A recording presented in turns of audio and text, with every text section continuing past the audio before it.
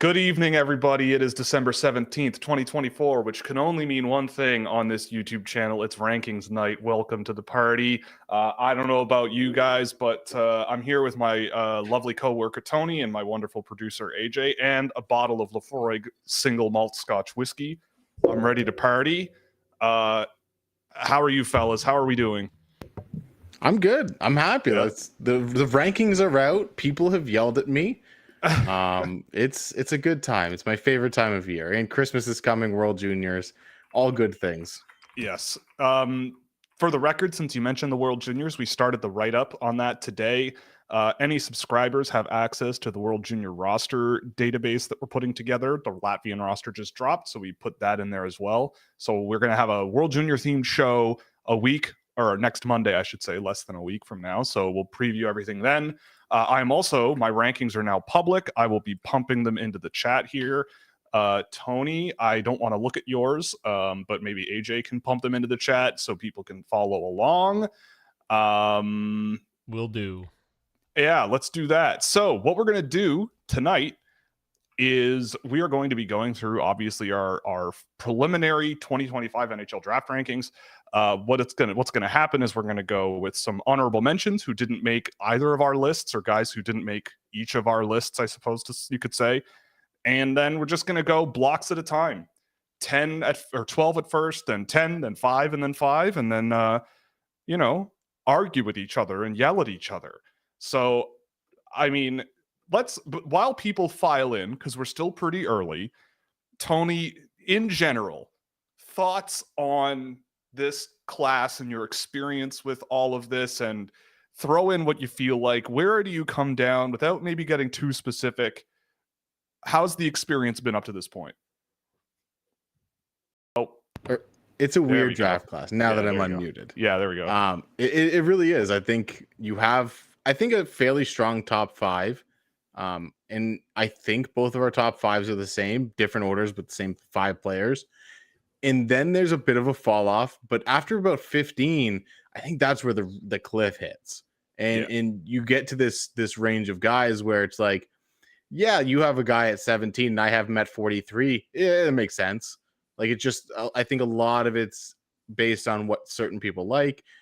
You and I seem to like similar players, but I think we're pretty different this year based on what we've both seen of each other's rankings throughout the year. I know about 3-4 weeks ago, you and I kind of stopped sharing our boards with each other because we were trying to basically make this a surprise for each other. But I remember back looking at your list back when we were sharing it, and I was like, oh, like he has this player higher than me, and I don't see it. And I think there's a couple guys that was the same way for you. So it's going to be fun tonight. It's a weird draft class, though. I will say that there is a lot of guys who are going to be complementary players at best. And I think you get that with every draft class, but instead of getting second, third liners, I think we're getting a lot more third, fourth liners out of this draft class. And it's going to be just a bunch of dudes, I think, really. It's not the deepest draft class, that's for sure. Because when you have the OHL, WHL, and Sweden leading the way, you're like, oh, well, that's 3 of the best regions or leagues that kind of dominate the drafts anyways. I think those 3 leagues are among the stronger, but the USNTDP is not great this year. The USHL is not great. Quebec is better than usual, but that doesn't mean a whole lot. Russia's not great. Finland is, I'll be honest, spoiler alert, not on my list. Right. So it's a tough year because when everywhere else is barren except for those 3 leagues, you kind of don't have a whole lot to choose from depth-wise. Yeah, I mean, largely I agree. I think it'll be interesting to see how we differ. I think there's going to be a very, very interesting future for a lot of these players. I agree. I think that it's a better group than advertised. I think there are a lot of people who are really down on this group, and I think that there's more to chew on here, especially as like auxiliary and complementary guys. I agree. The NTDP is not a super strong group. Finland hasn't been super strong this year. The Canadians, though, are pretty darn strong. I think there's a lot to chew on there. I think there's a lot to work with. I mean, for the record, there are 78 or 79 names like ranked on my list, and I don't know if I see that number growing a tremendous amount from here. As usual, we have the watch list going on the post as well. But we've given it a couple of minutes, and why don't we get right into this? Let's start digging into this. We'll go with some guys that I'll start it out with some guys that didn't crack my top 32 for this year's draft. So AJ, run the graphic if you have not already, and let's get right into it. So right off the bat, the ones that I really, really love here that I think might end up higher on my board at the end of the year, guys like Harry Nancy are on here for me. I have guys that are ranked higher by others, like Will Moore in here. I've really loved what Jamiro Reber has brought to the table. He's just outside my first round this year. The one name that might surprise some people is Everett Baldwin. They might go, who the heck is that kid? But I am cautiously very, very optimistic about Baldwin to this point in the draft class. I think in terms of defensemen who can really skate and really motor, who are attracting a lot of attention, I think he's a guy who, assuming he gets more USHL time, there could be a lot to chew on there. Sacha Boumedienne is also in here, a guy who lots of people have been giving attention to. He's in my top 40. I like him. I think he's pretty raw, but he's an 07 NCAA player, so you can give a lot of credit. You can give a lot of charity to that type of a situation. So it's not that I don't like a player like that. It's just I don't still really know what to think about him. And I'm still really optimistic about Philip Ekberg. That's another name I want to highlight here. And the last one is Tinas Lukoblar, who a couple of NHL people reached out to me about going, what's the deal with that guy? Why is he even here? And I just feel like there is a really good shot for him to develop into a pretty good bottom six possession guy. He's very, very lanky, pretty tall. He's played every single forward position in games I've seen this year. He plays on a good team, skates really well for his size. He's got some good skill level as well. He's been getting chances to score. The puck just hasn't gone in for him. So I'm betting long-term on a guy like that. So I think that's a pretty decent group that just didn't crack my top 32. But again, they are still in the same tier as the guys for me at 30, 31, and 32, if you're following along. So I'll throw it over to you, Tony. Take it away. I can't wait to see what you've got in here. Blow my mind. Yeah, my group right outside the first round is interesting because it's a lot of guys I wanted to put in the first round, but I kept finding ways to put other guys ahead of them. And that's you talked about them being kind of in the same tier as the guys just inside the first round. And it's the same thing with me. You have a guy at 27 or 28 that we'll talk about in a few minutes that easily could have been back in this group. And a guy like a Conrad Ferndick or a Harry Nancy, a Jack Nesbitt is a guy I have a little bit higher than I think he is on your list. Kashawn Aitchison, who I just interviewed yesterday, and I promise you it's not biased because I had him in this list before that. And the interview did go well. I think he's a smart kid, and he knows what he is. I will say that. So there's definitely that, and there's always something good to see. Anthony Alain Samicki is a guy that is really, really fun. The tools are all there. I think he needs to put it together. But oh man, is he a guy that I'm like, man, if you just you're this close to being really awesome. And then Sacha Boumedienne, again, you talked about him. I like him a lot. I want to see more of what I saw at the Hlinka in college this year. And adjusting to college is an issue for a lot of guys, and that's number 33 for me, Logan Hensler, who has the tools. I really liked him coming into the year. I thought there was a chance he was going to be competing for that number one defender spot, but he just hasn't quite done it. And I watch his game, and sometimes I go, what did I just watch? How was this the same player I've seen him in the past? I remember at one point last year, I think talking to you and maybe Sam, I said, man, Logan Hensler is what Sam Dickinson could be if Sam Dickinson put it all together. And now you're looking at Logan Hensler and you're like, oh, everything just fell apart. That's cool. That's fine. Like, great. Sure. So it's definitely an interesting group right outside the first round. The one name, the Everett Baldwin, it's an interesting one for you. Yeah, I mean, I love that Anthony Alain Samicki was on your list there. I've loved every game I've seen out of him, but not because he's been like great, but you just like you said, it's like you're right there, right? Yeah. Like, that's a good idea. It just, and it's like if you were just a little more physical or a little bit quicker or just, that little pull skill move, that whatever, it's like the right idea is always there. And the fact that he's one of the youngest guys in the draft, I think he's very, very close to a 2026 eligible.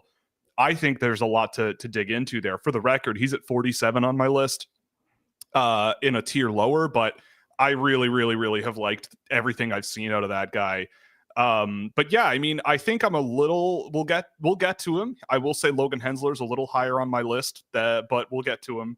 I'm a big fan of the potential there. I don't know if so much the wheels have fallen off. It's just like, I don't know if he's still trying to figure out what he is. Like the production for him has kind of taken a bit of a step. I think every game this season has gotten a little bit better. Well, not every game because I haven't seen every game of him, but every time I've seen him, I think he gets a little bit more comfortable there. So I'm cautiously optimistic about him, but I love it. I think this is really, really good stuff already. So let's throw it over to you. We're going to snake this one all the way up the board. So you're going to be taking on 21 through 32. So Tony, take it away. All right. 21 through 32 is a really interesting group for me because this kind of is the group that could have been a little further back. And there's a couple names that you had in there. At 21, I have Cameron Reed, who's, I think, a really fun defenseman for the Kitchen Rangers. Zeb Lindgren, who you had just outside the first round. Milton Gastrin, who's a guy that hasn't played in a bit, but I've loved him almost every time I've watched him. Jake O'Brien, a really interesting player, I think is the playmaking is there. I just need to see the rest of it kind of figure itself out. Cole Reshny, a very similar kind of, there's so much there. Like you see the potential, but it's just not always as consistent. He lacks physicality sometimes, and that's a big issue for him. William Moore, Adam Banak, who's 5'7", and that's always going to be an issue for people. Bill Zonin, my QMJHL boy. I love this kid. He's so fun to watch. LJ Mooney, who's just inside my first round. I want him to get healthy because when he's healthy, boy, does that kid just go. He's so fun. He's so talented. He is very small, but man, he can go. And then rounding it out, Shane Vinsagi, Victor Klingsell, and Benjamin Kindle, who, again, the playmaking, the passing ability, just the ability to connect play is just so fun. Yeah, I mean, I got to calm myself down a little bit after seeing some of that there, but we'll get there. I mean, there's a few names in there that I will see where I come down on them. I love the Bill Zonin respect. That kid rocks. LJ Mooney as well definitely is an interesting one. A few different names for me in this range. So let's throw to what I've got in this range from 32 to 21. I took the liberty of throwing a re-entry in here because another re-entry actually, because I had a re-entry just outside the first round, but I think that Topias Heinonen has been excellent this year. He is sitting at 31 on my list today. I absolutely love him. I think he's taken a step in his game in terms of the aggressiveness and the ability to generate offense. He's riding an extremely hot streak right now on a team that is dead last in Liga. He's putting forward 35% involvement in their offense this season. He's doing an extremely good job driving offense on a team that just can't score. I've got Adam Banak in there as well. Will Bell is the one that I think might surprise people as a guy who only has 7 points this year, but I don't care. I think that Will Bell has only started to scratch the surface of what his game could be. Really, really physical and intense guy who can really get up and down the ice. But once in a while, you see him corral pucks and make moves in open ice. And you're like, if you can do this a little bit more, I think there could be just, you leave him in college for 3 years, and I just think he's going to get better and better and better. I have Milton Yastrin in here as well, as people can see. I'm a really, really big fan of his. Really good up and down the ice guy who maybe doesn't bring a tremendous amount of defensive value in my games that I've seen, but in terms of running the puck up the ice and quarterbacking rushes, like he's the tail end of my third tier this year. I'm a little more optimistic on LJ Mooney. I think it seems, I mean, he's in the similar range for you and I, but I mean, it's just a matter of like what I've seen in the past. And I had him higher for a long time this year because I just know what he's capable of, but it just hasn't been there this season, whether it's the injury or those first few games in the season. He just didn't look like he quite had the confidence or the real puck control ability that he really had in previous seasons. But yeah, I mean, I think we have some similar names in here too, if I recall correctly. Like Cameron Reed is in this range for me. I have Logan Hensler in here. Bill Zonin, I've got at 22. I didn't catch where you had him there, but I love that kid. I think that he has so much potential. And for a guy who, it's weird, he's scoring so much, but in the games that I've seen, there hasn't been a tremendous amount of real offense generation. But I trust that it's there because he's scoring so much. I just might be seeing games where he's a little bit more limited, but I don't really see him as like a super high-end offensive player, maybe more of like a really, really good complementary player who has played center a lot this year as well, who is listed as a winger still, but whenever I've seen him, he's playing center and doesn't look out of place doing it, and he's getting up and down the ice a lot better than he was at the beginning of the year. I'm a big Bills on him guy, and he's been a fun one to watch. Arvid Drott, I think, is the one that I have in here that you don't. I'm assuming. Worry. Oh, geez. Oh, God. Okay. Well, I mean, I guess then I won't talk too much about him because it seems like he's going to come up later. But I love Arvid Drott. Every time I've seen him in junior hockey in Sweden, he's looked really, really good with the diverse skill set and diverse finishing ability. But we'll put a pin in that for the future. Blake Fiddler is the last one that also in this group. I mean, again, there are some guys that some people have higher that I have here. Fiddler, Desnoyers, and Carbonneau. I just think the ceiling on Desnoyers and Carbonneau is a little bit more limited than some of the guys higher up, but I really like Blake Fiddler. He's kind of fluctuated within this tier. My tier here stretches from 15 out to 29. So somewhere in there, I feel like a guy like Fiddler sticks out because of the defensive ability, and once in a while you see some offensive pop out of him that's really interesting. So anyway, I guess I'm taking it over from here to go 20. Well, I want to talk about one player in that group for you. Oh, okay. I need to poke it because he's not going to come in my rankings, and it's because he's quite a bit down my list. Okay. Justin Carbonneau. Oh, baby. The QMJHL super skilled kid in the first round. I have him at 51. I have him well down the list. Interesting. I think my biggest thing is maybe I've just seen some bad games. Maybe I'm noticing some weird habits a little bit more than with other players, but this is a kid I find gets knocked off the puck a lot. He's not engaging physically. And in the QMJHL, there's not much physicality. So when I'm seeing him get knocked down there, I'm like, what would happen if this kid was playing in the WHL or the OHL or the USHL even? The skill is there, and I definitely see why you have him up in the first round. But talk to me about Justin Carbonneau, because I think so far that might be the biggest gap between any guy that we've seen so far. I think with Carbonneau, I really respect the one-on-one skill level. I think it's around the range in the draft. Like, this is kind of the range where you bet on getting something, right? And I feel like Carbonneau has the skill level and I think he's underrated in terms of the vision that he has on the ice. And like, in terms of guys, when the puck is on their stick, I don't know. He's definitely higher than 27 for me on my list, but I agree. Like, I think that the defensive abilities and the hockey sense outside of, he seems like a player where if there's offense to be had, he has moments where he's just lights out, but a lot of the time you want more out of him. But the raw ability and the raw skill, and he gets a real wide base and resists pressure pretty well and makes a play. That has value to me. And I think with him, I think at the end of the day, it doesn't really matter. I get the feeling he'll be gone before 27 or whatever, but around here is where I think he's gonna go-ish or be valued. And I think if you ask different teams, you get different responses, right? But I think that the skill level is worth betting on. I think the pace of his game, especially with the puck on his stick, is better than I think it looks. But yeah, I agree. There is a lot of question marks, and I think with him, it's like the guys behind him, do I bet on those guys ahead of a guy like Carbonneau skill-wise? And I guess you could make the argument that like maybe an Adam Banak maybe is a bit more skilled and quicker and more agile and all that. But I just feel like that one-on-one talent level is really, really high end. Like, it's like top 15, top 20 level talent, but the full picture is, I think, closer to where you have him, like a second round kind of dude. So I kind of come down in the middle there. I don't know if you see it a different way or what, but that's kind of where I come down. No, I see what you're saying.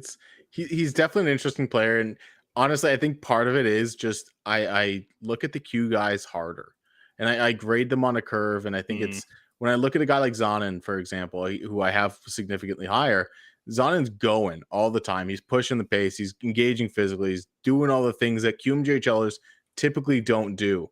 And I think my worry with Justin Carbonneau is he just another highly skilled QMJHL guy? Is he a guy that's going to be able to adapt as things go to the next level and start to push the pace a little bit more, start to kind of, you talked about how he's pretty good at dealing with pressure. That's the one area I think I disagree with you on. And that's because I think, like I said, I see him get knocked off the puck a lot. I see him kind of get pushed over. I remember at the Top Prospects game, not Top Prospects, CHL USA Prospect Challenge game, whatever they're calling it. There was someone was like, "Oh, Justin Carbonneau was great in that period," and I saw him get knocked down 3 times, like just knocked off the puck or just shielded away from a puck battle, and there just wasn't that extra effort where I think Zonin or another guy would have just gone in there and just slammed into the guy and made something out of it, at least made a mess. And that's the one area I think Carbonneau doesn't really have in his game. Yeah, I mean, I think we'll see what happens with him. I think there's a decent chance that he's one of these really high point producers who, when push comes to shove, it might be tough. But yeah, I don't know. We'll see what happens. But I think that's he's been an interesting one for sure. Some games and some moments I've seen him, I go, holy smokes. But then he kind of disappears and whatever. But anyway, so it's me right here at 20 to 11. So here's the group for 20 to 11 for me. The name I think that's jumped up the strongest for me this year has been Ben Kindle. I have him extremely high, and I do not care who knows it. I think he's been spectacular this year. I think he's been so damn good at hockey, and I don't really know how else to put it. Every game I've seen from him, he's just pinning information and data on the top end of the spectrum, so to speak. I've loved him. I think he just has so much potential. Shane Van Saggy is another one who's just leapt up my boards this year. Similar to Hensler, like every game I've seen of him, he looks more and more comfortable and more confident. And I'd say definitely more so than Hensler, which puts him a lot higher. And just the raw, him next door to Malcolm Spence, I think is very interesting. And that's not where I expected those two to come down coming into the season.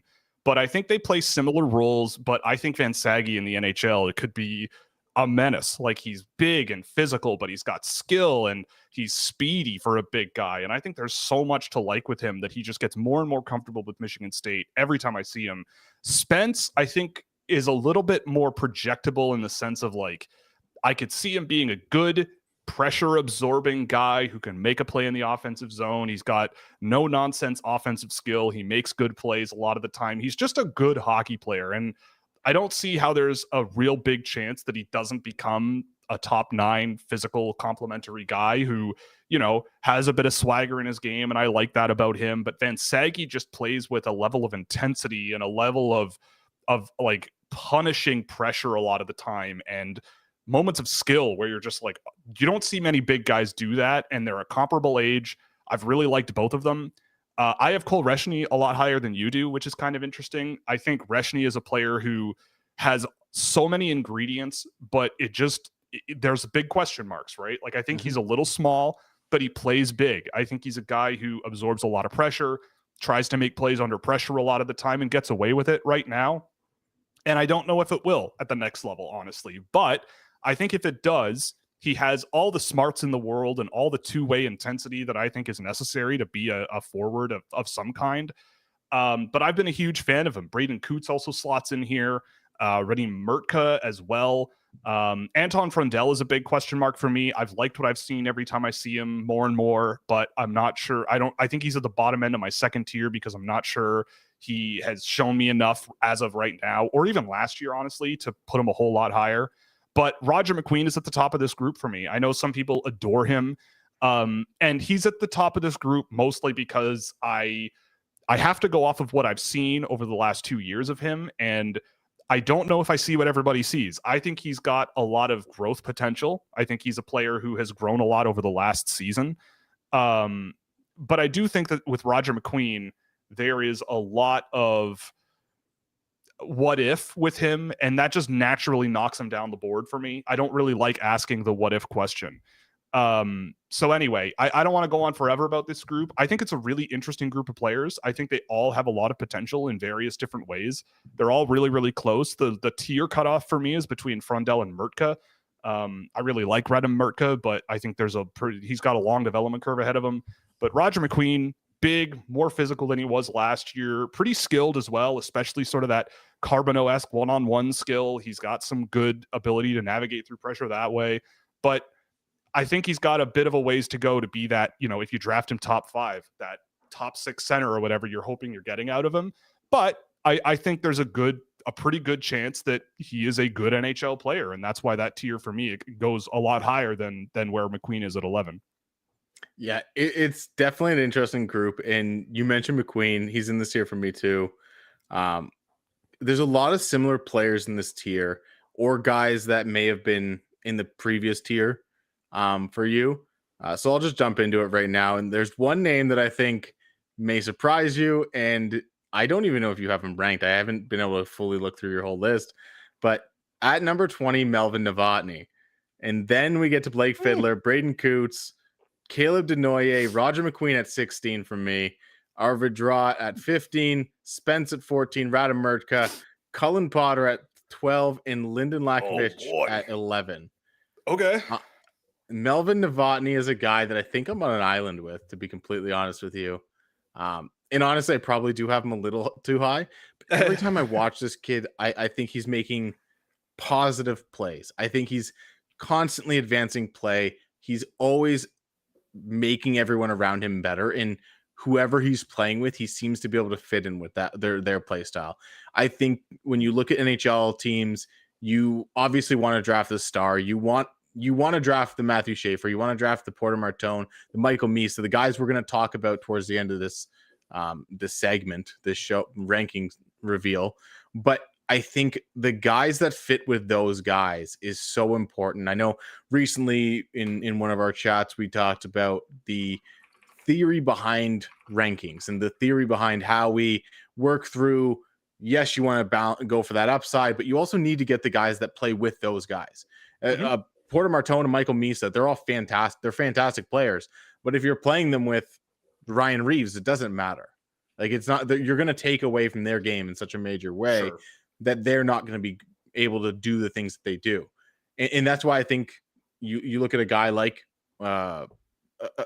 Michael Bunting over the years in Toronto, Zach Hyman in Edmonton.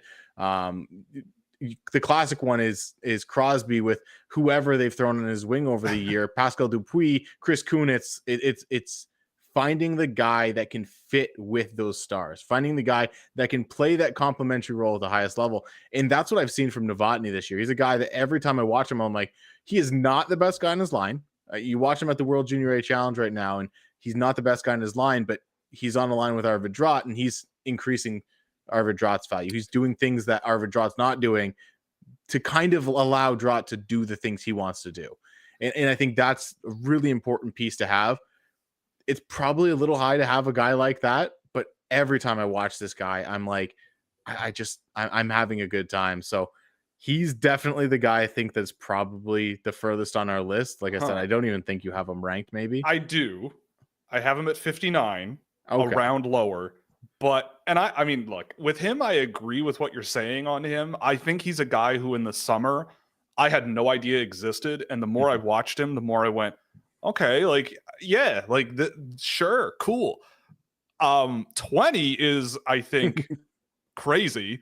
But I don't, like, in terms of guys who I think, like, he just seems to play that skilled, agile style of play, but in a good contributive way. Like, he's not the most skilled or the quickest or the anything, but he's a good, I think you're right, like a good supportive player who can, I mean, and again, in this draft class, I mean, maybe in that range, you could see a guy like that being that valuable. I think I'm more optimistic about the speed and the pace and the skill level and a few other guys that's especially defensemen that's knocked him down, I think, for me, because every time I watch him, I'm kind of like, well, is he a difference maker, right? Like, am I drafting a guy who, in my experience, hasn't really been, he's been good, but not that like high impact 200-foot guy? Am I ranking a guy like that in the first round? And I think for me, no. He's in my 5th tier, so just outside the range that we've started talking about in this video or in this stream. But yeah, I mean, hey, you're putting it out there, and I mean, that's what we're here for, right? The takes, it's interesting because, like we said, this is a weird draft class where I think everybody has 1 or 2 weird guys on their list, or everybody has a guy that they like a little bit more than the public consensus. With that said, I think everyone has a couple guys that they like less than public consensus, and it seems to be that Roger McQueen's that guy for us. So sure, you mentioned not seeing what everyone else is seeing, and I agree. I think the skill is there, but a guy at the top of my tier, and I'm guessing he's in your next group of players, is Lyndon Lakovic. But I think when you watch Lyndon Lakovic and you see Roger McQueen, I think people have it the other way around. I think everything that people are talking about with McQueen, you're getting in Lakovic. I think that's the biggest thing for me is maybe he's not 6'6", but he's still 6'4". He's a lot more mobile. Right. Maybe the one-on-one skill is the one area where I think McQueen has him beat. But if you look at their production, it's pretty similar as is. When you take away that 4-goal game from McQueen, his production looks pretty lackluster. And I think that 4-goal game, starting the season like that and getting the hype that everyone gave him off that game certainly boosted his draft stock. And it's why I think you still see people at 5th overall, 6th overall, 4th overall, 3rd overall. Mm-hmm. And for me, I'm like, yeah, but I've watched more than that one game. And even that game, like there were shifts where I was like, well, he's not really keeping up and not really able to. The pace is the issue with him. And I think that's the biggest thing with him is I'm big on pace. I'm big on guys that can keep up. And Roger McQueen, in a couple of games I've watched this year, I've watched more than a couple, but in a couple of them, I see him scoring on these, like, there's a scrum around the net and he's working his way up the ice and he gets there right in time. And I'm like, well, that was extremely fortunate that he was there then. And I don't think you're getting that at the next level. So I would love to see him bring up that pace because, like you mentioned, there's a lot of what if. There's a lot of potential there. The skill is really good. The shot is pretty good. I like what he can do. I just need to see him do it a little faster, quite honestly. So I think if you go to the write-up for me, a thing I like to do with situations that I think it requires it is do thought experiments, right? Mm-hmm. So I'll pitch one to you, right? So if you like, Roger McQueen is very close to being eligible last year. Let's say you drafted Roger McQueen 5th overall, right? 6th overall. And you had guys like TJ Ginla on the board, or Sam Dickinson, or Jet Luchenko, or all these really young guys who brought a lot to the table, but are just very young and very close in age to Roger McQueen. Based on what you've seen out of those players, be it a Ginla or Luchenko, even like a Dickinson, I think is roughly comparable. Are you still putting McQueen ahead of all of those players? Because to me, the answer to that is no. Like, based on what I saw last year of a Ginla and even Dickinson, but Luchenko I loved last year. So I don't know. Like, I'm curious of what you think with regards to that group of players. It's interesting because I look at that group from last year and I'm like, okay, well, Berkeley Catton went later. I'd be distraught if I passed on Catton to draft McQueen. There's a few guys that I'm like, yeah, like if I'm drafting McQueen and the hype, like the skill is there, the scoring is there, but the pace, the issues, at the end of the day, what you're getting from him in his D+, what would be his D+1 in that scenario, you're like, I'm a little disappointed, to be completely honest. So like you said, you have to look at the ages of these guys. I mean, we've talked about a number of guys like Malcolm Spence, who's at one end of the spectrum, and his teammate, Matthew Schaefer, at the other. So yeah, while they're not the same positions, you have to value that massive age difference. Yeah, it's a factor. Yeah, there's a number of guys in this draft class that the age is a huge factor.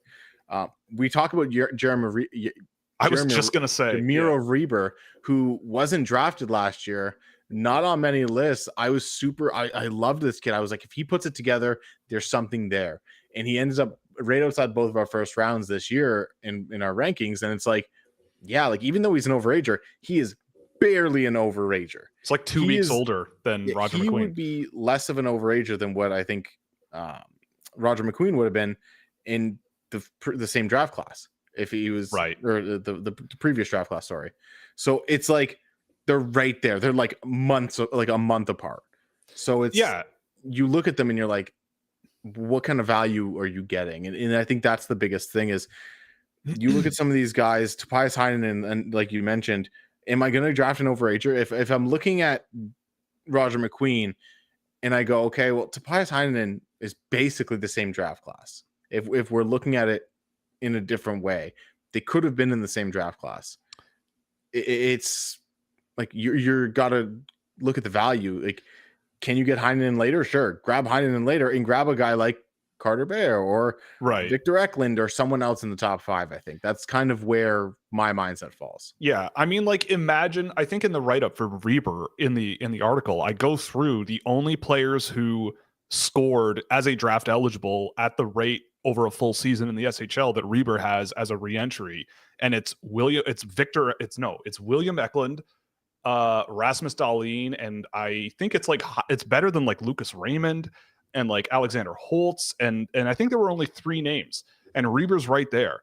Obviously, point production is you can't just like worship point production, but I was thinking like imagine he was born 2 weeks later, right? And there was this guy who is this really skilled guy who one of his first shot attempts in the SHL was a lacrosse shot.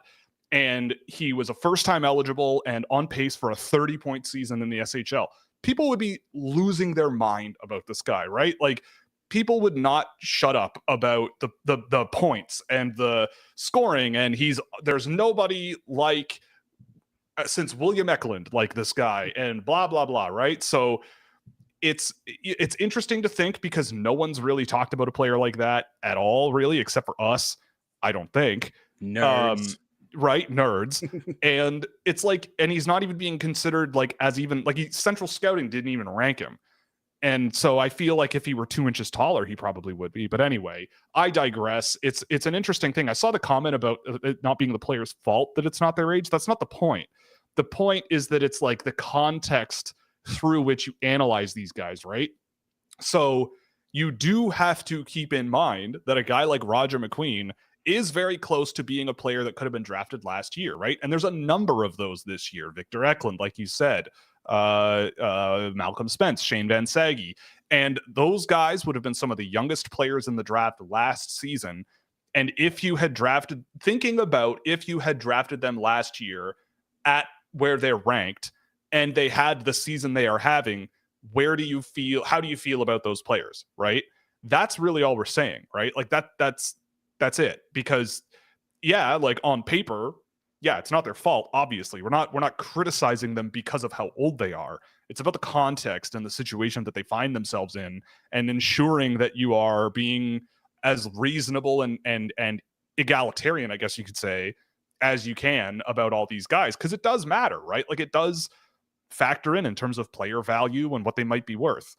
So let's keep it moving. We're in the top. Well, I guess the first half of our top 10. Tony, it is up to you. Take it away with 10, 9, 8, 7, 6. Let's see what's in there. This is maybe my favorite group because they're the top end of my second tier.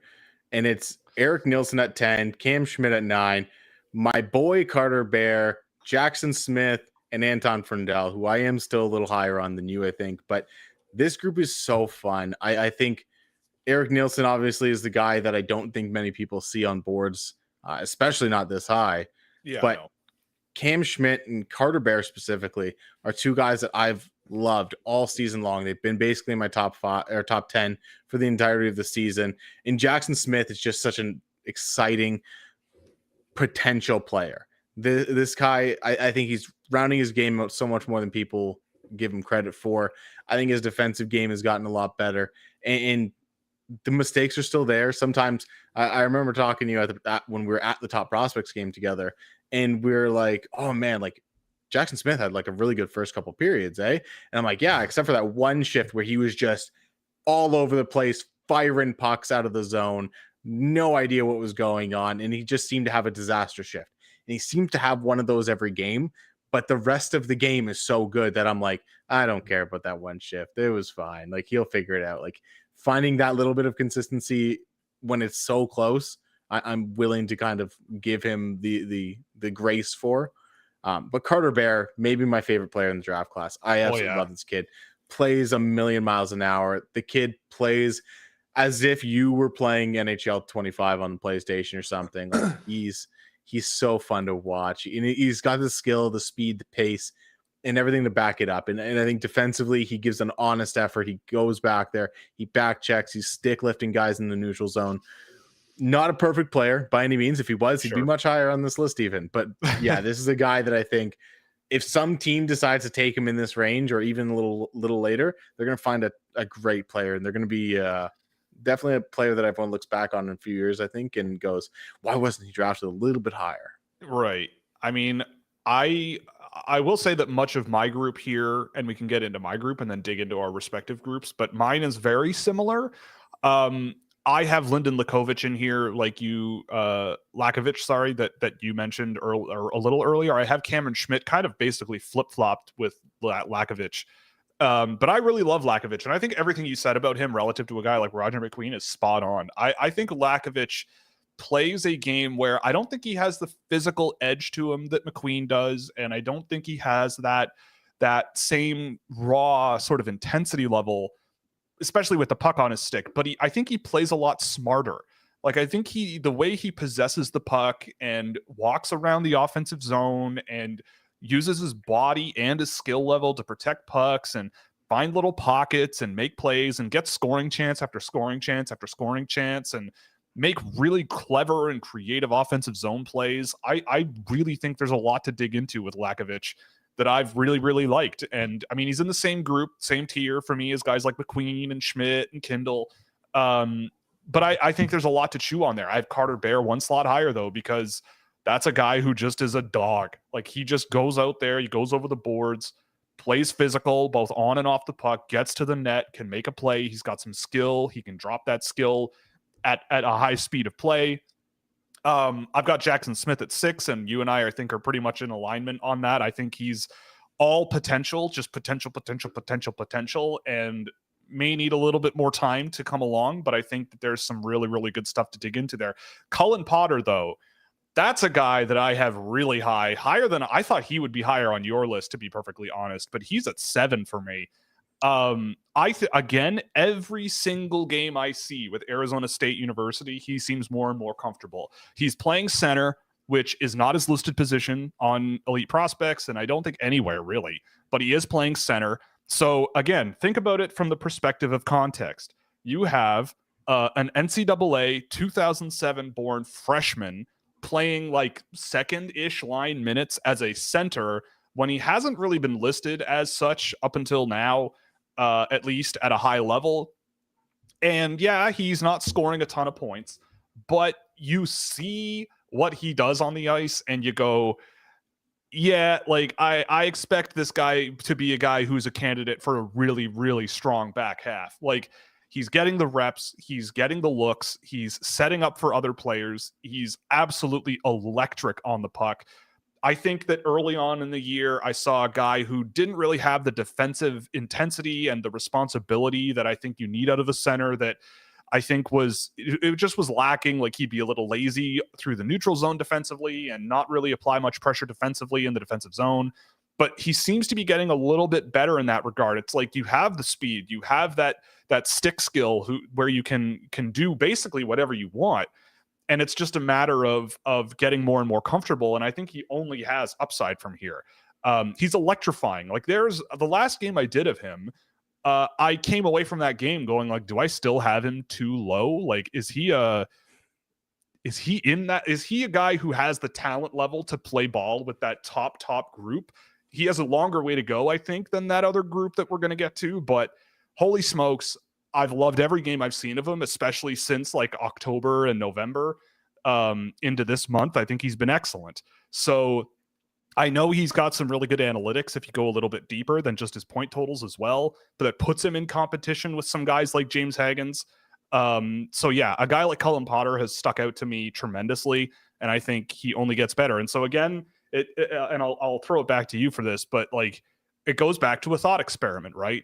Imagine if Logan Cooley did not go to the NTDP as a 17-year-old and went to Minnesota and played third line center for the University of Minnesota in a more isolated role, and he came away with a 20-point season. Are we looking at Logan Cooley as like not an elite player because he is playing as one of the youngest, if not the youngest player in the NCAA as a center on a team that's pretty good? Like Arizona State's pretty good, but they're not Minnesota. But still, you get my point, right? Like, what if that were the case? And for me, I just feel like Cullen Potter, like if Cullen Potter were playing for the NTDP, I feel like people would be looking at the rest of the NTDP roster a lot more favorably. Yeah. And I think that's the biggest thing, right? Is Cullen Potter did play, it could have been with the U18 group this year. Like there's no reason for him not to be, except for he wanted to go to college. So he's such a skilled player. Everything you said, I completely agree with. The one thing I will say about Cullen Potter games, and maybe this is part of what's pushed him down a few spots for me. And I think 12 is still a lot higher than most people have him. But the thing with Cullen Potter games, I come away so frustrated. And none of the frustration is due to Cullen Potter. This kid sets up so many. I always refer to it as Brad Lambert syndrome because I feel like this happened a lot in his draft year where he was setting up plays. The puck bounces off the heel of the guy's stick that he passes it to right in the back door for an open net. He dazzles in transition, works up ice, sends it to the slot, and it just goes between the guy's stick and his feet or something. And he's doing so many things to create scoring chances, but the scoring chances aren't turning out sometimes because of the teammates he's playing with at times. I think Cullen Potter's an incredibly talented player. I think he's going to go way later than either of us have him, and some team is going to get really excited about this kid because he's what some would consider an undersized center. I think the defensive effort is there. Like you said, early in the year, I think there was some adjustment to college in the NCAA, but the last month or two, it's certainly coming on. The defensive engagement, which was something I thought from last year, I'm like, okay, like this is something that he could take advantage of in college. He's doing that now. He's starting to play a little bit more intensely on the defensive end. He's engaging guys, not the biggest player, but he understands how to leverage his skill and his skating and his mobility to work around his lack of strength and size at times. He plays through a defender's hands a lot of times. When he's in his own zone, he will go in. If there's a board battle, he just slips in between the player and the boards. He's not going to crush the guy. He's going for the puck. And I think that's something that's so valuable at the college level and the pro level. And he's doing it already. So I think Cullen Potter easily could have been in my top 10. He was in my top 10 for a lot of the year. Moving kind of that 6 to 12 tier is kind of where that group kind of lays out. Yeah, I mean, my group there is 5 through 14. And so I think largely we are aligned on that. I think a guy like Potter, I agree. Like, I think he has been frustrating. And I think earlier on in the year, it was frustrating for, I think he was just trying to do everything himself. You know what I mean? Yeah. And I feel like now he's sort of settling into a role that is a little bit more distributive. Like, I've done a few games of him. He's taken or assisted on 63% of Arizona State's shots while he's on the ice. Like, and that's crazy. That's really, really good. And so it's not the biggest sample in the world, but so far so good. He's gotten better and better and better. Someone asked in the chat about Eric Nilsson, and I think we have to discuss Eric Nilsson. Yeah, I was just going to say that. Because I'll give you my spiel about Eric Nilsson. So I admit, right? Like, I fully admit that I think he'll be lower on my list as the year goes on. But this is a draft where there's not a ton of certainty, I don't think, that you are going to get a really impactful player, right? Like, I look at Eric Nilsson and I see a tremendous amount of potential. Like, he's a guy who, when I was watching him at the under 20 level last year in Sweden with Örebro, he was a guy who I was constantly making notes on, just being like, all right, this guy is young, but I'll keep an eye on him. He looks really skilled and smart, and he's such a great distributor, and he's lanky, and there's really a lot to work with there. And then he goes to your Garden this year, and that team is a wagon. Like, they're scoring unbelievable amounts of goals. He's playing on the second line, and he's above a point per game, right? Like the Wilson Bjork, Viggo Bjork, and I think it's Theo Stokselius is their top unit generally, and those guys are blowing the doors off the season. But Eric Nilsson, I mean, he's thin, right? Like, that's the thing to me, is he's a guy who I think plays like he needs to be 180 pounds, and he's listed at 155 because he is physical, he's fast as hell, he's skilled, he's selfless. Like, I value players who are selfless so much. Guys who can recognize pressure, can make great reads of the ice, pinpoint passes to their line mates, just make good plays as often as you can. He's gone to the men's level. I think he's a little physically outmatched there. And I think that you need to bet on him developing well physically. That, I think, is the big question mark for me, because obviously, like, I'm not stupid. You look at his physical profile and you watch him on the ice and you're like, he's not the most developed guy. He can get knocked around. He can skate himself into trouble and not have the resilience to get through it. But God, like, he gets it so well. Like, he seems to play as a unit so well. Every game I've seen him play with Arvid Drott, they've been absolutely amazing together.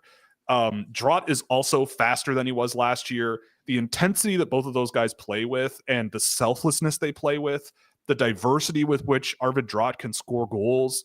But Eric Nilsson, I think, just quarterbacks play so well. And I don't know if there's that many other players like him in this class. Like Ben Kindle, I think, crosses that bridge for me. Anton Frundell, at times, I think he does, but I think Nilsson brings better pace to his game. He's more underdeveloped physically than Frundell, but we're not in the game of looking at players as they are now.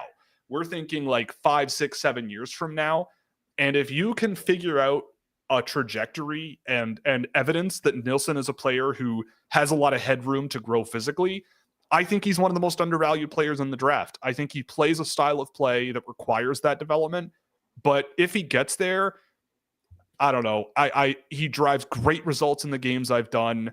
He's just an excellent all-around offensive player, but with good defensive ability as well. I was watching one game, and I'll throw it back to you after this, but I was watching one game where it was someone else. I think it was someone on the other team, and Nilsson was on the opposing team of the player I was watching. And I didn't really remember that he wears number 3, and generally forwards don't wear single digits. And there was a play where someone skated with the puck and dumped it into the offensive zone, and Nilsson met them at the defensive blue line and hit them into the bench, like head over heels into the bench.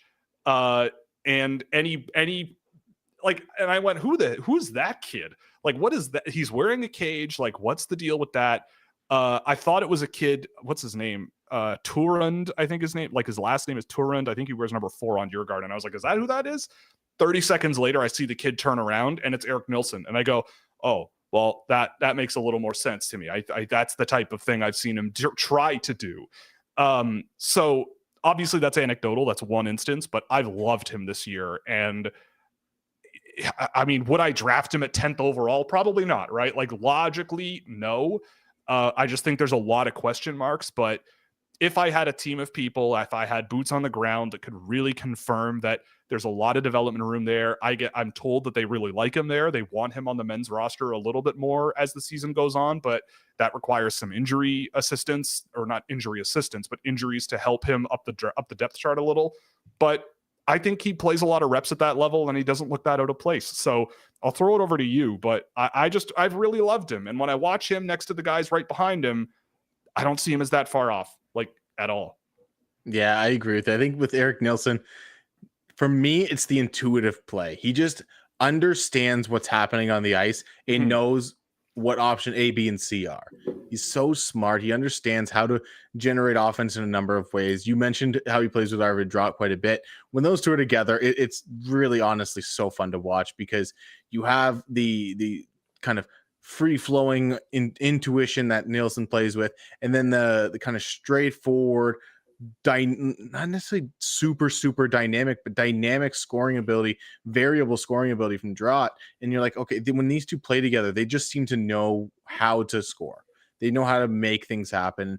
And that's a thing that follows Nielsen everywhere he goes, in my opinion. I think he's a guy that understands how to boost the players around him, understands how to play their game to the best of their ability while kind of allowing himself to continue to play his game. Super smart. Like you said, the physicality is an issue sometimes in terms of just having the physical strength to hold up.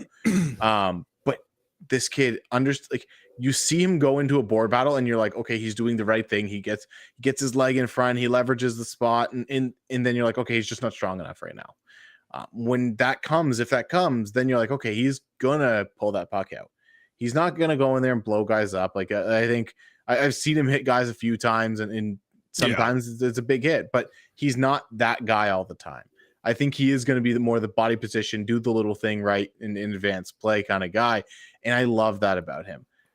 With Nielsen, I even mentioned, I'm like, this is an outlier for where he is on my board based on a lot of lists, but this kid understands hockey. And I think understanding hockey is just such an underrated thing. There's so many guys that are very good shooters, very good scorers, very good passers, very good whatever.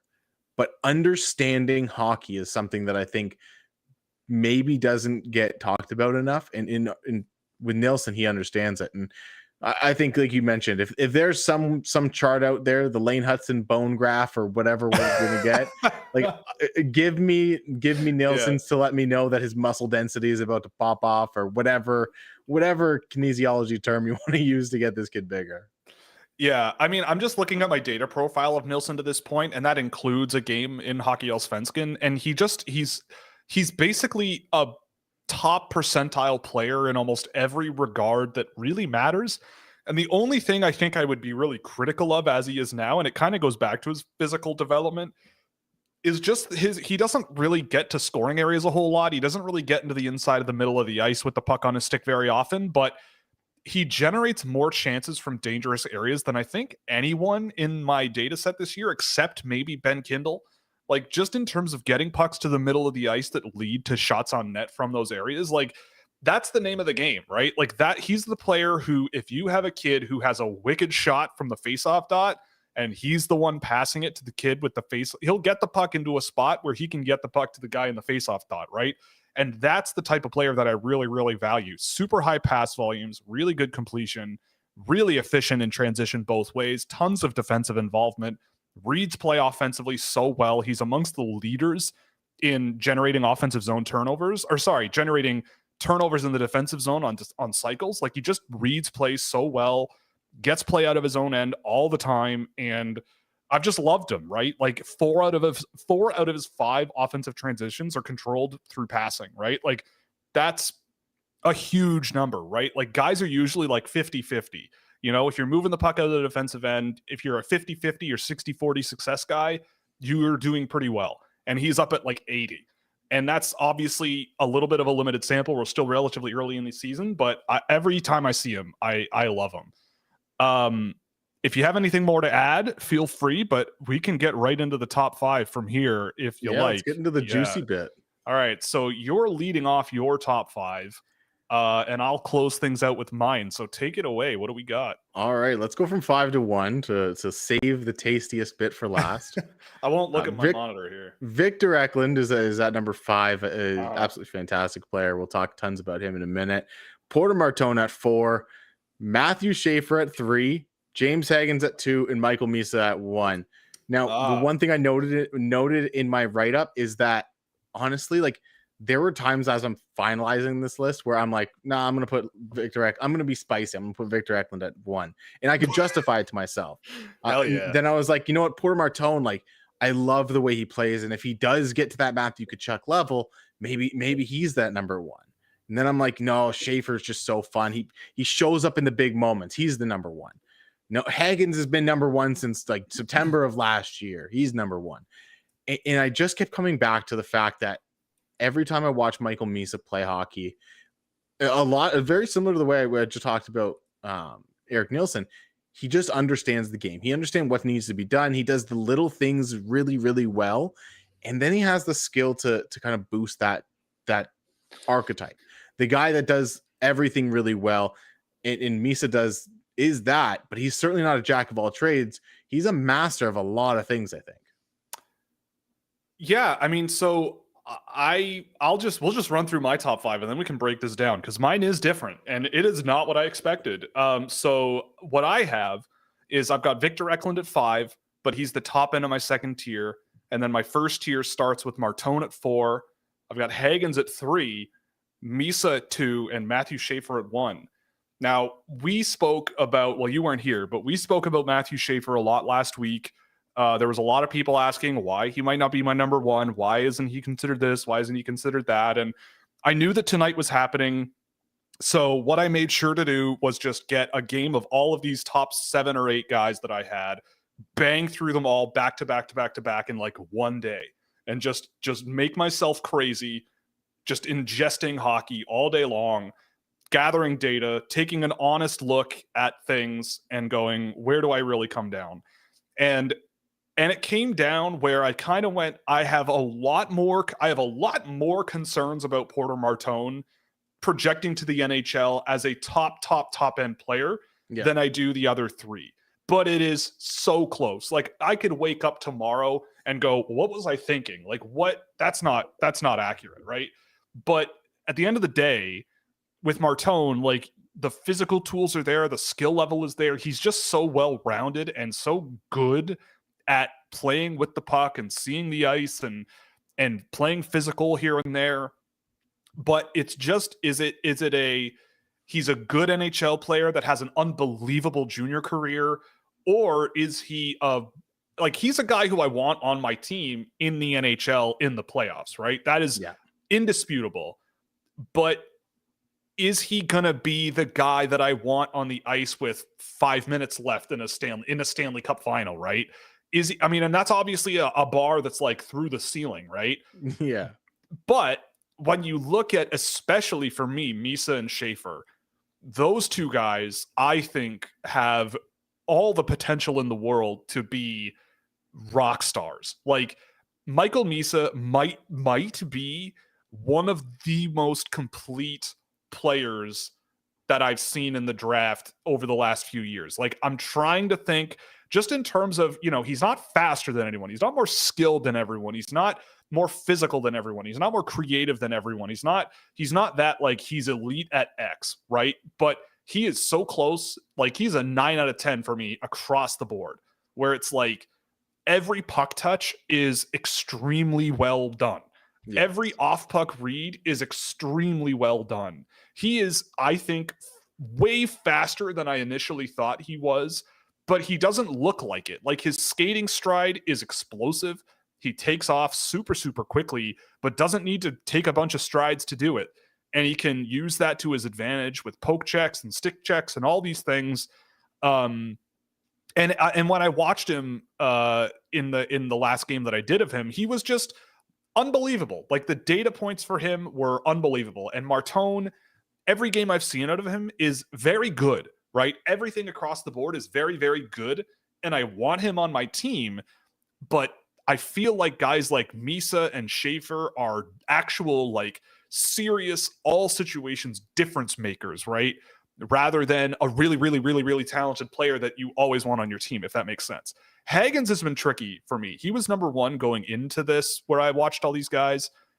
Hagens, I feel like, is still getting his legs in the NCAA, but I wonder about the physical intensity of the NHL for him. I think he's a fantastic puck distributor. I think he sees the ice extremely well. Working off of the talented players that Boston College has, he's been pretty good.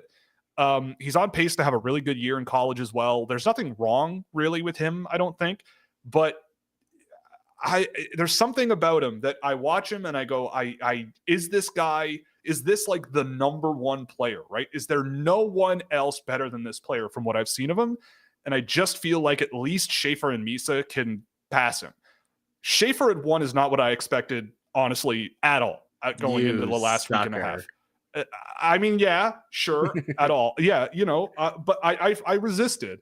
You But watched that top prospects game and you yeah, went, "That's my that's guy. it. I That's didn't my do guy." anything else. I just watched one. I watched 2 games in person and went, "We're done here. We're good. There's no dispute." It was the I think glove there's off in the defensive zone, wasn't it? Yeah, it was. Yeah. There is a discussion, I think, for any of these 4 guys at number 1. I think there's a reasonable discussion to be had. I think they're all fantastic players, but Matthew Schaefer, man, again, we're talking about players where every game you see them get better and better and better. I think Schaefer has, I'd say it's easier to articulate Schaefer in a way where it's like, what doesn't he necessarily do super well? Because that list of things isn't really long. Like for me, when I watch him, the only things I concern myself with are he looks for offense. Like he looks for opportunities to jump into the rush, right? He is a guy who I saw in the game that I did last week, like 2 or 3 times. One of the games was against Brampton, which is a team you don't want to mess around with. And he was jumping out of the defensive zone way too early, like 2 or 3 times. And there was like a 2-on-0 a couple of times coming the other way from Brampton. And it's like, and that doesn't happen if he just kind of has his head more on a swivel defensively. But that's like it, right? Like that's basically it. He can carry the puck up the ice extremely well. He sees the ice really well with his passing. His passes are hard, they're crisp, they're accurate. He's just a pinpoint surgical player who can just put the team on his back, get the puck to the net, and make things happen. In the offensive zone, he's got some unbelievable moments of playmaking where you're like, yeah, like I could see this guy, going somewhere seriously high end. And for a guy who is so young in this draft class, I feel like the skating as a whole, outside of in a straight line, is like a solid 8 out of 10, right? It's not amazing, it's not as explosive as a guy like Michael Misa, but you can work on that. And I feel like if he takes a step there, gets a little bit more aware in his own end, he's maybe not like Cale Makar, right? Like people have been talking Cale Makar, Quinn Hughes, blah, blah, blah, like the elitist of the elite, but an extremely effective all situations defenseman who can especially play at 5-on-5 and on the power play. I mean, I don't know. I've really loved the last couple of games I've seen out of him. And I think he's just gotten so much better since the beginning of the season. And again, being like almost a year younger than Martone and Hagens is a huge advantage for him, especially considering how he is now. I mean, and then there's Victor Eklund, who's great, but I have him in a tier lower. But anyway, I'll throw it back to you so you can let me have it. Yeah, no, I think everything you said is pretty accurate. With Martone, he did end up being the guy that felt like, as much as he was in the discussion for the first overall pick, he was the easiest to take out of it. I think the pace was the big thing that I was like, you know what, this is why he's coming out of it. This is why I think that top 3 specifically really separated themselves. Matthew Schaefer is an unbelievable defenseman. The kid is just so good at so many things. And in a trait that I think, and this may be a little hockey man of me, that I think Schaefer has in spades, is he knows exactly when to put on the show. He knows exactly when to come up with that big end-to-end rush, whether it's a showcase event, overtime, the Canadian Olympic, Junior Olympic, whatever that's called, the U18s. He's always finding a way to show up and do something fantastic on the biggest stage. He loves the spotlight and he excels in the spotlight. So this is a kid that I'm like, man, like if a Montreal would have drafted him, a Toronto, and obviously Toronto's not going to be down there, as AJ would say, they're going to win the cup first round exit. But he can deal with those big spotlight cities. I think he'd be so good in a big spotlight like that, and he excels that way. His mobility, I think, is absolutely fantastic. I think he's relied on his mobility. The one thing that you mentioned there, where he just seems to fly the zone sometimes and just does what he wants at times, leaving the defensive zone. I think part of that is this is a kid that prior to this level of hockey, he was able to just skate back and get back into position. One thing I noted at the Holinka with him was, yeah, like he pinched, he made a mistake, the players got behind him, but he caught up It didn't matter. Like he made the 2-on-1 that was coming back a 2-on-2. He got back into position. He was able to kind of cover for his own mistakes. And you're seeing that not happen at the OHL level sometimes. And I think that's just because you have bigger, faster, stronger players. So yes, that probably needs to get worked out of his game, but I think Schaefer's easily in the discussion for first overall. He probably could have been first overall easily on my list.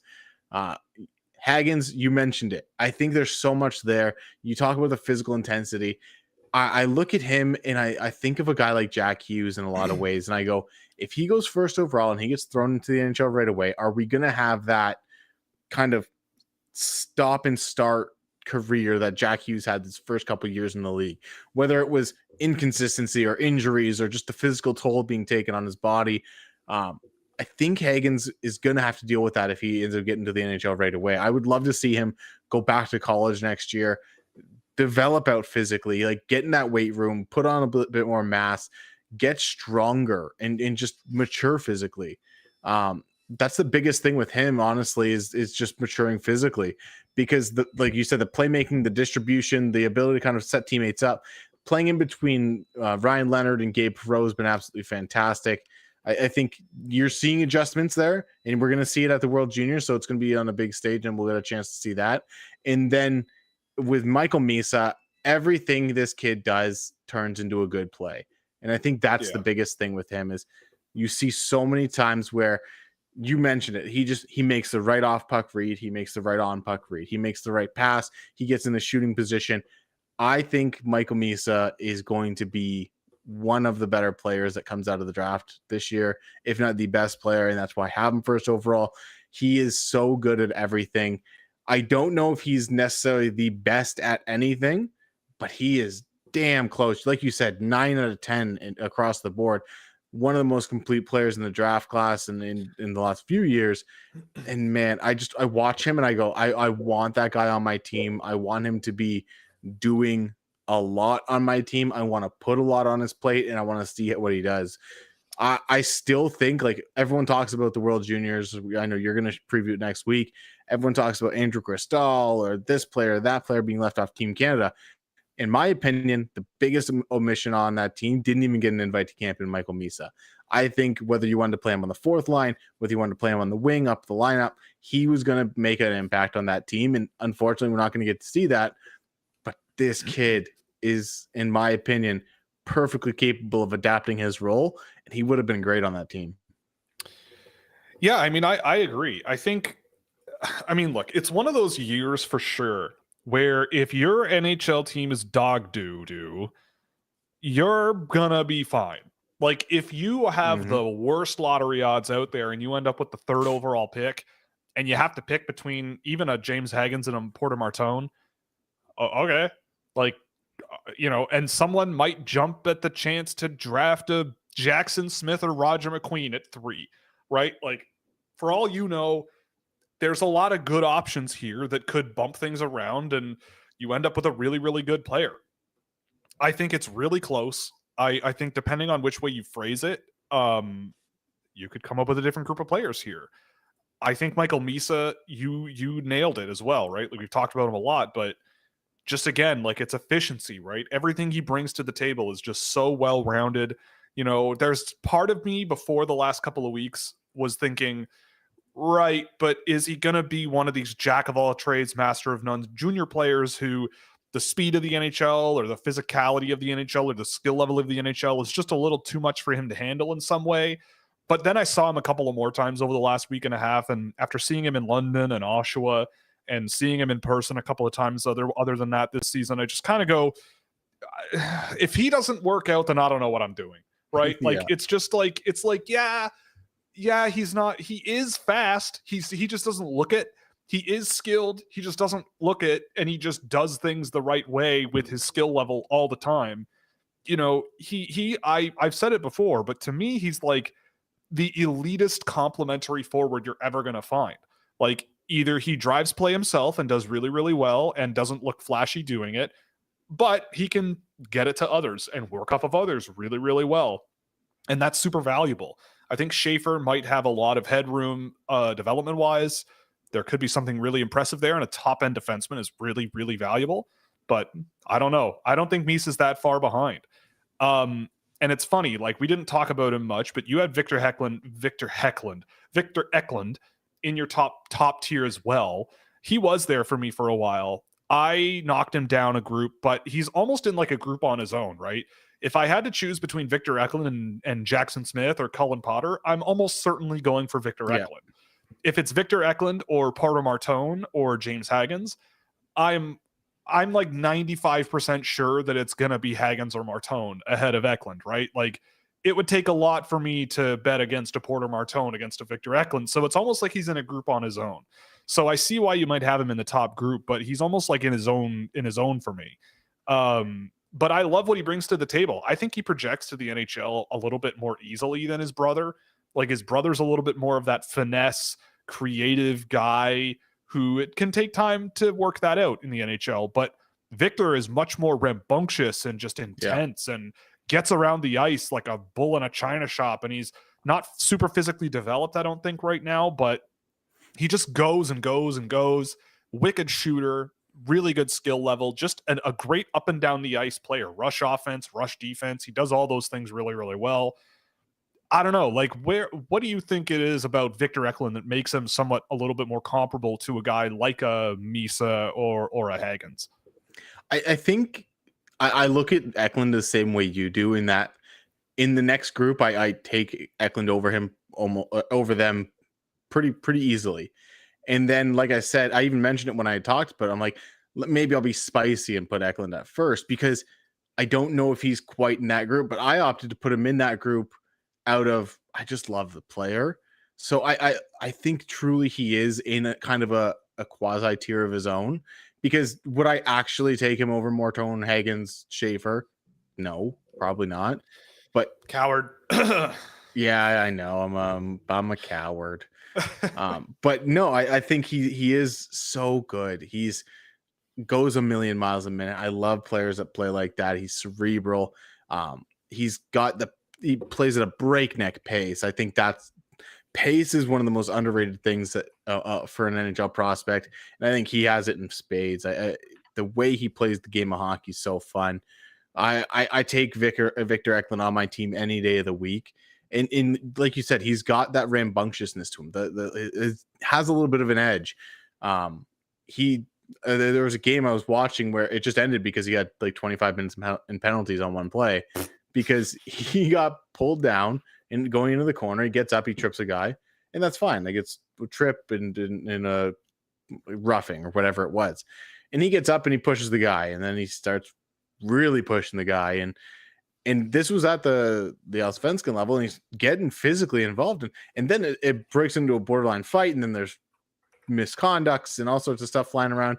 And then he's going to the penalty box initially, and he's yelling, me, I'm the one you're sending. And like he was involved. He was ready to go. So I think, like you said, he projects a little bit better than his brother does, but I think the kid's absolutely fantastic.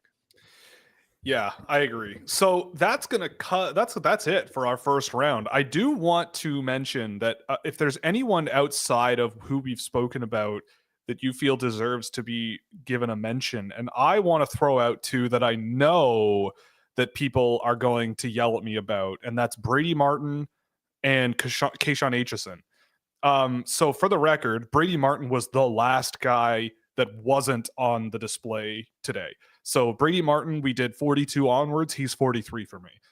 I think Brady Martin is just a tough player to project to the NHL in the way that I don't like. What is he going to be in the NHL is a question I always ask myself. And for a guy like Martin, who I think his skill level lags a lot of the guys ahead of him, the intensity level outside of I can hit this guy is below that of the guys ahead of him for me. Again, he's in a tier that stretches into the first round. So if you want, to me, like a middle six, bottom six, complementary, I would say winger. I'm not sure he has the skating ability or the pace in his game to play center in the NHL. Then sure, I think the prospect showcase that side of his game where he plays that more complementary physical edge side of his game with a bit of offensive pop there as well. I just don't know Like, it's more that other guys have just knocked him down. And whenever I watched him back to back with Harry Nancy, who I have 2 slots ahead. And I think Harry Nancy just brings so much, again, that almost there stuff, where the skill level and the pace of his game and the physicality in his game, he's just more intense and more aggressive and doesn't quite get the same reps that Brady Martin gets given. His ice time is more limited. His, he doesn't really have that great of a supporting cast on his line from what I've seen. So I don't know. I just feel like with Brady Martin, he's a guy who, if you want him late first round, I can't say no, because I think he plays a style of play that the NHL needs. But to me, it's a matter of like, what are you foregoing? And I feel like there are bigger swings you could take that I think have a bit of a higher ceiling, even if they don't have that physical floor. Aitchison, I see the appeal, right? Like, I get it. I see why you would have him ranked higher. But for me, it's like, who is he in the NHL, right? And when I watch him, I see a guy who is maybe like, I'll say this. I've done a bunch of games of Aitchison to this point, and the track data for him is bad. It's just, I'm sorry, I don't want to sugarcoat it. It's not very good. Like, he's not the most efficient defensive transition guy right now. He's very passive in those situations. He tries to throw hits at inopportune times, and when he misses, he can get burned for it. His breakouts are really hit or miss here and there. He's got a great shot. I can't fault him for that. When the puck's in the offensive zone, he can really rip it. But when it comes to defensemen, I don't value that a tremendous amount. That's not the point of the position, and shooting from the perimeter is not a really good way of driving a lot of offense down the line. So I really value what I see in a player right now. And with Aitchison, I see a guy who, I could see him on an NHL team, right? Insert, that Ryan Lindgren type, right? Where it's like, he's big, he's a pretty decent skater, but I think the physicality and the intensity and the meanness in his game, it's fun. It's really exciting. I love that he is the way he is, right? I have a lot of respect for him being the way that he is on the ice. I think that his intensity level and the anger that he plays the game with sometimes, I'm like, yeah, you're like, great. But, for example, right? Like, I saw him play a pretty wide gap on a defensive zone entry and not really be much of a threat. And then the guy just stops up inside the faceoff circles and just rips a shot right through him and scores a goal. And Aitchison then hacks him after the whistle, right? Or after the goal goes in. And it's like, I see what you're bringing to the table, but you're also almost eligible for last year's draft.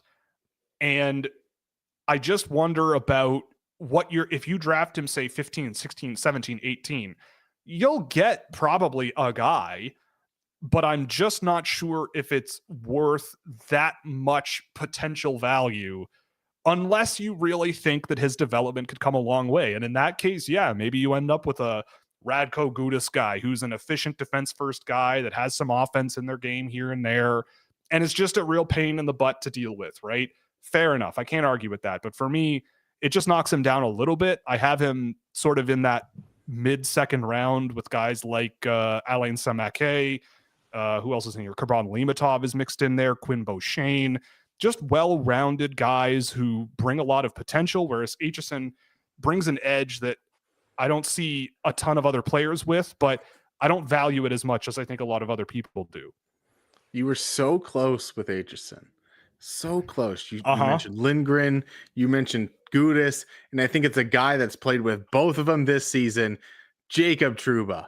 Throwing hits. Everyone's like, was that dirty? Was that not dirty? Who knows? Yep. We're never going to know, but he's punishing you. And I think that's what people see in him. I don't necessarily think that's what you're getting with him. But I think that's kind of the vision is, are we going to get our Jacob Trouba?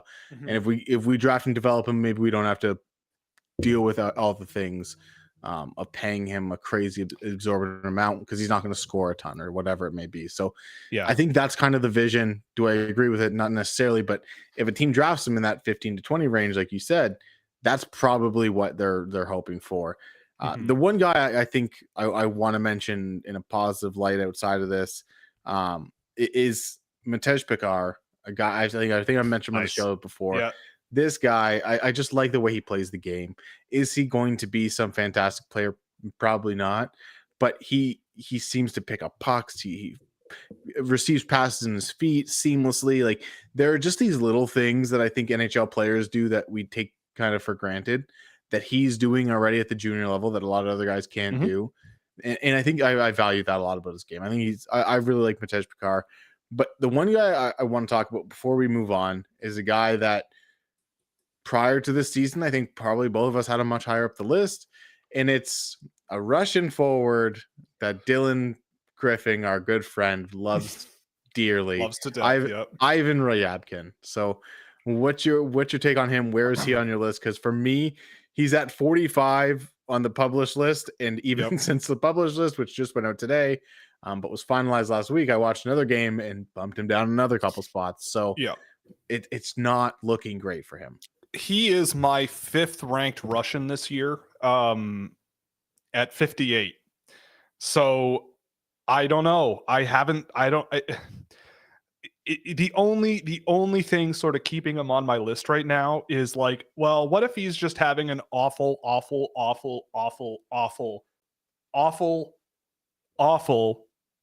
season? Like, if it's just that there's something, if you do your background on him and there's stuff going on in his life where you're just like, you know what, people go through tough times, especially kids. Like, it's, I get it. That's tough. It's whatever.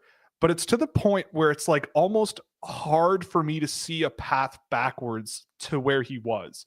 Like, he is so much slower and so much less dynamic and so much less skilled and so much less even like creative. Like, once in a while you see it, but he's not really doing much of anything when I see him in games, right? Like, he's not escaping guys under pressure. He's not making high-end plays very often.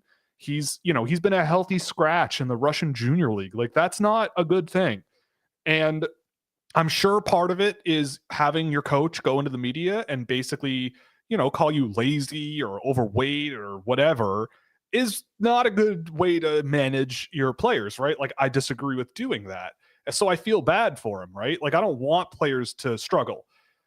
It's just, but you can't ignore it. You can't watch him and go, I would draft this guy top 10. Like, you're like, I have NHL people who tell me year over year, like, you can't draft this guy top 5 or 10 or 15 because of the risk. What about this and this and this? And yet we're seeing him ranked like in the top half of the first round, right? Still. And it's like, well, okay, if you want to talk about risk, either you're not watching him play hockey or you're lying or something, because he has not been very good. And if you want to use a pick on a player who, like, is he a Nikita Filatov, right? Like, is he that type of guy who has some really good hype when they're 15, 16 years old and then just hit a wall and for one reason or another just never get any better, or if anything, get worse? And so I struggled with him, right? And I was excited to watch him coming into the season, and I hope things turn around for him. But it's December, like, it's Christmas. We are now, what is it? It's like 4 months into the Russian hockey season, and he's still struggling to keep a spot in the lineup and make a difference. So to me, that's problematic. I have 4 Russians ahead of him now. Kurban Limatov, his teammate, who I think has a ton of potential.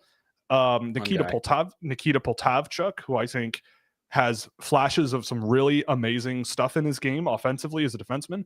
I've got my little tiny boy, Ivan Fomin, in here at 51, who I don't even care. Like, Dylan Griffin is like, you're out of your mind. Like, this guy might literally pass away on the ice before he makes it to the VHL, let alone the NHL, right? And I'm going, right, but if he does, it would be awesome, right? Like, and I don't know how much of him you've seen, but adore him so much. Adore him. I have seen probably more Ivan Fomin than I should have seen at this point. Yeah. Like, I could have easily been using the time to watch a guy that's in the first round, or even that will likely be drafted, because I don't know if Ivan Fomin will. But man, if I'm ever, I'll be honest, there are cleansers that I find in every draft class, and when I'm going through 3 or 4 guys that are just making me want to pull the lack of hair I already have out, I gotta throw on a game of Ivan Famine. I gotta just have a game where like I may watch him literally have his whole body crushed in between a grown man in the boards.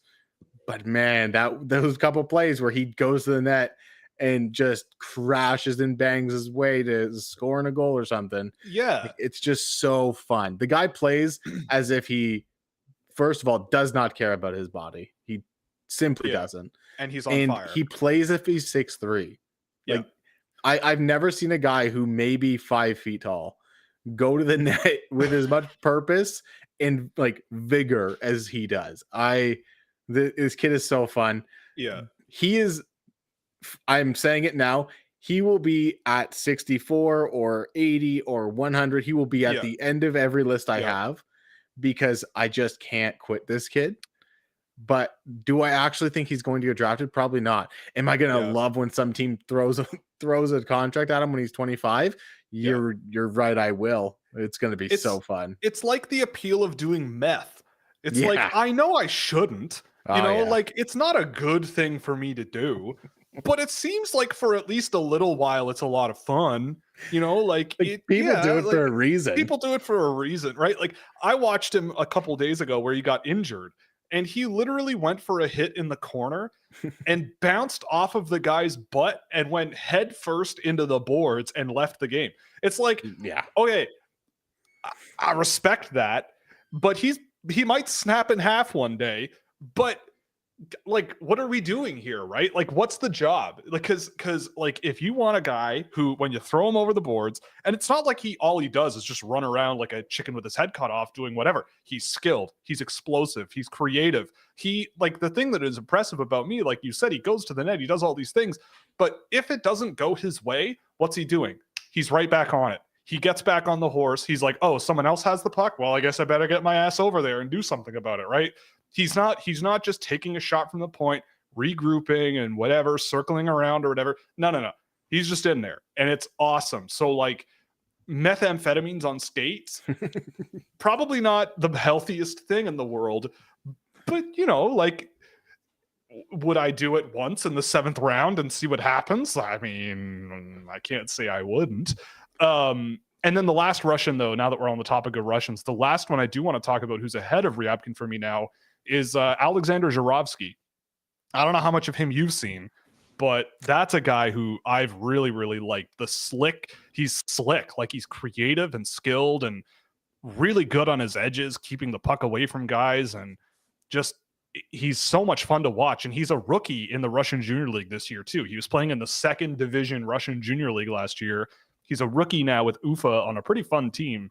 But he's looked really good, too, in the games that I've seen. And he's significantly outperforming a guy like Ryabkin, both in raw point totals, but also in deeper metrics and, in terms of even strength scoring relative to the power play. But is that a guy who's crossed your radar much either? Because I still have not seen your full ranking in person. No, I've seen him a few times. He's not on my ranking, but I've seen him a few times. And I think what you said there to end that is he's just doing more than Ryabkin. And I looked up and down my list, and just for Russians, like I have other Russians that I'm like, I have Ryabkin still in my ranking. He's at 45 and still moving down. And I have him there because I have seen him be great. I have seen him do some pretty awesome stuff. This year has not been any of those times, but it's there. But like, I look at a guy like I love Mikhail Gamzikov. Like, dude's probably not great, but he's fun to watch. He's fun to watch. And I'm like, honestly, if I'm throwing a swing at a Russian right now, Mikhail Gamzikov, sure, why not? Why not throw a late round pick at him? Because I know I'm not going to have to invest nearly what I have to invest in Ryabkin.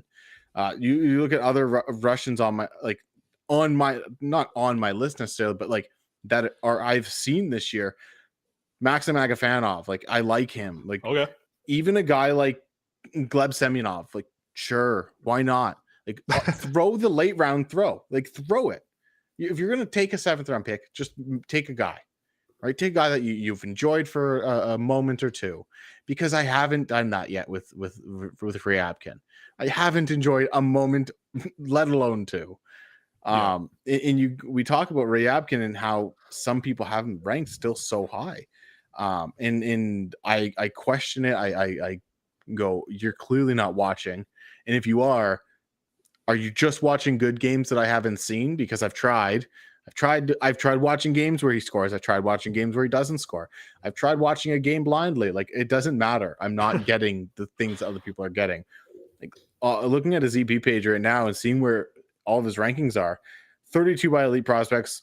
They seem to have him moving down the boards. But then 5, 6, 6, 7, 4, 5, 4, 6, 7, 10. Yeah, 11, that's psychotic 5. to me. That's just crazy. Psychotic. Yeah, that's craziness. It's craziness. With all due respect to him as a player, but like, that's nuts. That is just, yeah. And listen, this isn't Jim Scouting on Twitter or the ranking.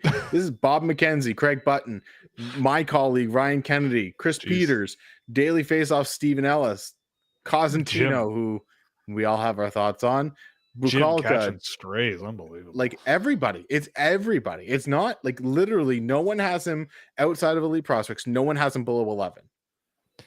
Yeah, that's crazy to me. That's insane. I mean, I just do not understand. Yeah, I don't know.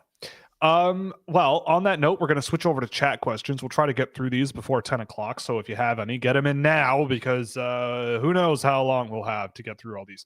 The first comment of the show is, let's see if Will had the courage to put Misa before Higgins. I did. So there you go. Thoughts on Canada's power play units from practice today? I don't really feel like commenting on power play practice units for the Canadian junior hockey team. It doesn't exist to Will.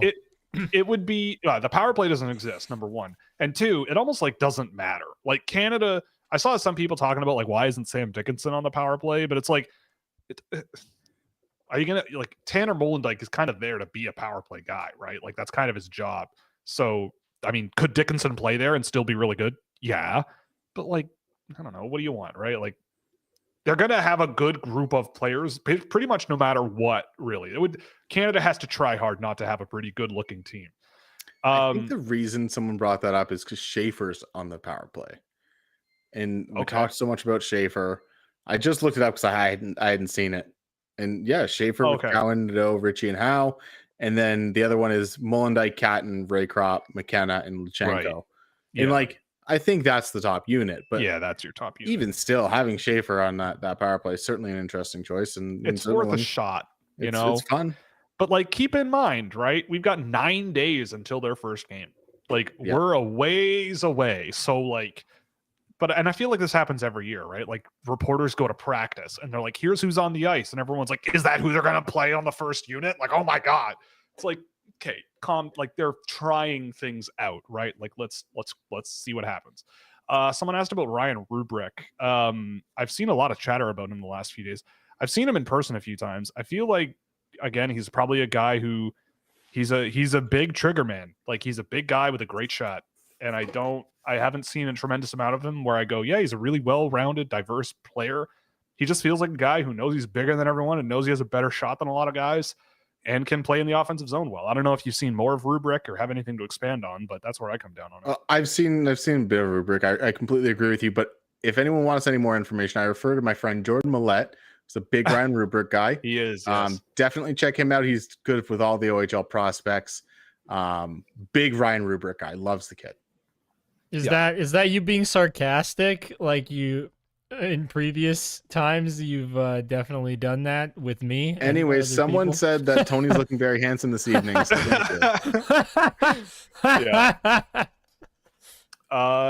Jordan actually commented in the chat, like, he's here.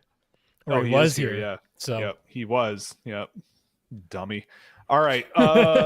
Any questions not focused on we'll take whatever you want if you got questions about whatever. Thoughts on Leon Bichsel and Nikita Chibrikov? I mean, yeah, I've seen Leon Bichsel in the NHL a little bit for Dallas, and he's been a lot of fun. He's a guy who I think it's like, when he was a draft eligible, when he was drafted, I kind of went, okay, like, you'll probably get something out of him, but like, what was it, like 16th overall? I kind of went, I don't know. But there is a lot of truth to draft big, super mobile guys who have enough skill to make it work. And that was Bichsel. He wasn't flashy. He wasn't an offensive generator. His shot stunk, but holy smokes, he can move and he hits. Like, very Stein Solberg like, right? Like Yeah. Stein Solberg was kind of similar last year, where it's like, yeah, you can get around pretty well. He's got some skill, and I don't know if he's going to score 60 points in the NHL one day, but he'll play. And Big Cell's looked pretty good. Chibrikov, I mean, I feel pretty good about having him at 21 or 22 or something when he was draft eligible. Super fun player. There was always a super high ceiling, especially as a finisher. So to see him in the NHL scoring more points than Brad Lambert, I mean, part of me is not surprised because Lambert's job is more difficult. But Chibrikov has got a hell of a shot. He's a hell of a finisher and a really skilled player. So it's nice to see him find some success. I don't know if you have any more thoughts on those before we move on. No, the only thing I'll say about Leon Big Cell is that I think when you look at those big mobile players that have the physicality as the center of their game, finding the guys with the requisite skill level to play at the next level is important. I think Big Cell was an example of that. A guy that he's not the most skilled, he's not the most offensively gifted, he's not the best passer, not the best shooter, but he is good enough that the rest of his game will play. Right. Okay, where are we? Oh, I lost my spot. Okay, is there something there with Mason Moe, Maxim Agafonov? I haven't seen much of Mason Moe, so I can't really comment. I'm always more drawn to Riker Lee on that team. Sorry, I mean Sam McGilligan. So just breathe. It's gonna be okay. Maxim Agafonov, though, I find is extremely boring in a good way. Like he just kind of skates around and gets the puck and passes it to someone else. Then skates around, gets the puck, and passes it to someone else. And that's what he does for 25 minutes a night. I don't know. I mean, you mentioned him, I think, a little earlier. Yeah, I think I talked about having one or two moments that I've enjoyed, and that basically sums it up. There's been one or two moments that I've enjoyed. He's not on my ranking, but he's a guy. Yeah, he's at the bottom of my watch list. I don't know if he'll be there at the end of the year. But he's a guy who does stuff, he passes not stupidly. Okay. Yeah, Jordan Willett is here for Harry Nancy and Anthony Alain Samake. Yeah, I mean, good boy. How do you feel about Lev Katzen? He's been dominating since joining Guelph. Yeah, Lev Katzen is ripping in the OHL right now. I actually have a game of his to track, but the thing about Lev Katzen for me, I watched 2 of the games he's played with Guelph over the last week. Since he joined the team. I mean, electrifying shot. That is the biggest thing with him, is just like an absolutely ludicrous skill level in the offensive zone, and just the shot is amazing. I always wonder about really small players like that, even though he's a really hardworking guy, because he's not very quick with his escape velocity. Like he's a bit more of a battle through pressure and get a shot off type guy. And if you leave him alone in the offensive zone, he's going to make you pay for it. So is that something super projectable? I'm not sure, but I don't have a great read on him right now. But when I watched him with Green Bay and a bit with him with Guelph, I kind of went, I mean, I see why he's scoring so much, but if we're looking for an NHL player, I'm not sure. He's ranked on my list for the record. He is ranked, but just not like you look at his point totals and you're like, he's a top 30 guy, and I don't have him there. I don't know about you. Yeah, I don't think he's a top 30 guy, but he's definitely an interesting guy right outside of my actual ranking list, on my watch list. With Katzen, the thing I always go back to is I remember watching him earlier this season in Green Bay, and he got a penalty for chasing a dude down and just interfering. Like it wasn't even wasn't even a hit. That. And then he goes to the penalty box. He gets out of the penalty box and actively just chases down the same dude. Nails him. Just nails him from behind. Does not care in open ice. Gets thrown from the game. Like he has that like crazy guy in him. Yes. 100%. And when that happens, it's fun, not productive, obviously getting thrown out of the game, but it's fun to watch. But yeah, he's been good with Guelph. He's got a good shot, good skill in the offensive zone, and he's crazy. So that's awesome. Yeah. I mean, I can respect crazy guys. Look at me.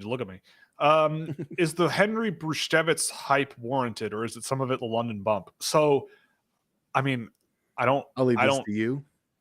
I don't buy it. I think I like him more than his brother, but like he's really slowed down production wise. When you play with Sam Dickinson, you get a huge bump that way. And Easton Cowan and Denver Barkey and Cam Allen now apparently. I mean, I like him because I think there's a bit more skill. I think he's a little bit more mobile and fluid on his feet than his brother. But he's on my watch list. Like he's not ranked for me. He's just a guy that I kind of enjoy watching here and there, make some nice plays here and there. But in the NHL, I don't know really what his role will be. Thoughts on Liam Kilfoyle? That's a name I've been back and forth on a little bit this year. I think he's a very okay player all around. Like, he's got a pretty good shot, but he's pretty smart, but I just don't, again, it's like, is he a guy that I'm at a certain point in the NHL draft, right? If I've got 7 picks, am I going to be like, this is the guy that I want? Yeah. I'm not sure he crosses that line for me. Yeah, he's right outside my ranked players. He's on the watch list Sure. because I'm like, yeah, like I watch him and I see a decent enough junior player there. I see decent enough effort. I see some things, but it's just not enough to want to rank him. Essentially, he's like you said, if I have 7 picks, is he going to be a guy that I'm like, this is the guy, or am I going to be in that 7th round and go, Ivan Famine, let's go? Well, yes, yeah, like just go with the little guy who can just he's a little engine that certainly tries. For methamphetamine. Yeah, methamphetamine train. Probably a hard question to answer, but which player or players could you see play themselves into the first round in the second half of the season? So I mentioned Potter. Mhm. That's a guy who I think could work his way into the conversation there. I think more and more people will pay more and more attention to Shane Vinsagi because he has been very good lately and he's big. And so that means people will pay more attention. I don't know. Do you have any in mind? I mean, Ben Kindle's the other one that I'm going to throw out there too, because he's awesome. I mean, based on where he's been ranked outside of maybe you and I, Eric Nilsson, like, can he play himself into the first round of like other people's lists? I think so. Zeb Lindgren, a guy that I think is kind of in that tier for me of he's at the top of the tier of in the first round, in the early second round. I like Zeb Lindgren. I think he's fun, skilled defenseman who I think has more to give. Every time I watch him, I go, I can see there's more there, and he just pulls back a little bit. And I think maybe with a little bit more kind of oomph, there could be more there. But playing himself into the first round, maybe Ivan Ryabkin has a good second half. I don't know. Yeah. I mean, Lindgren's an interesting one that I don't think we talked very much about because you and I are really big fans of him. You're a much bigger fan of him than I am. No. And I'm not saying that to poke fun, but I'm just saying, like, he's a guy who I think it's a pretty good bar to hit when you play pro hockey at the SHL level for an SHL team and look pretty darn good.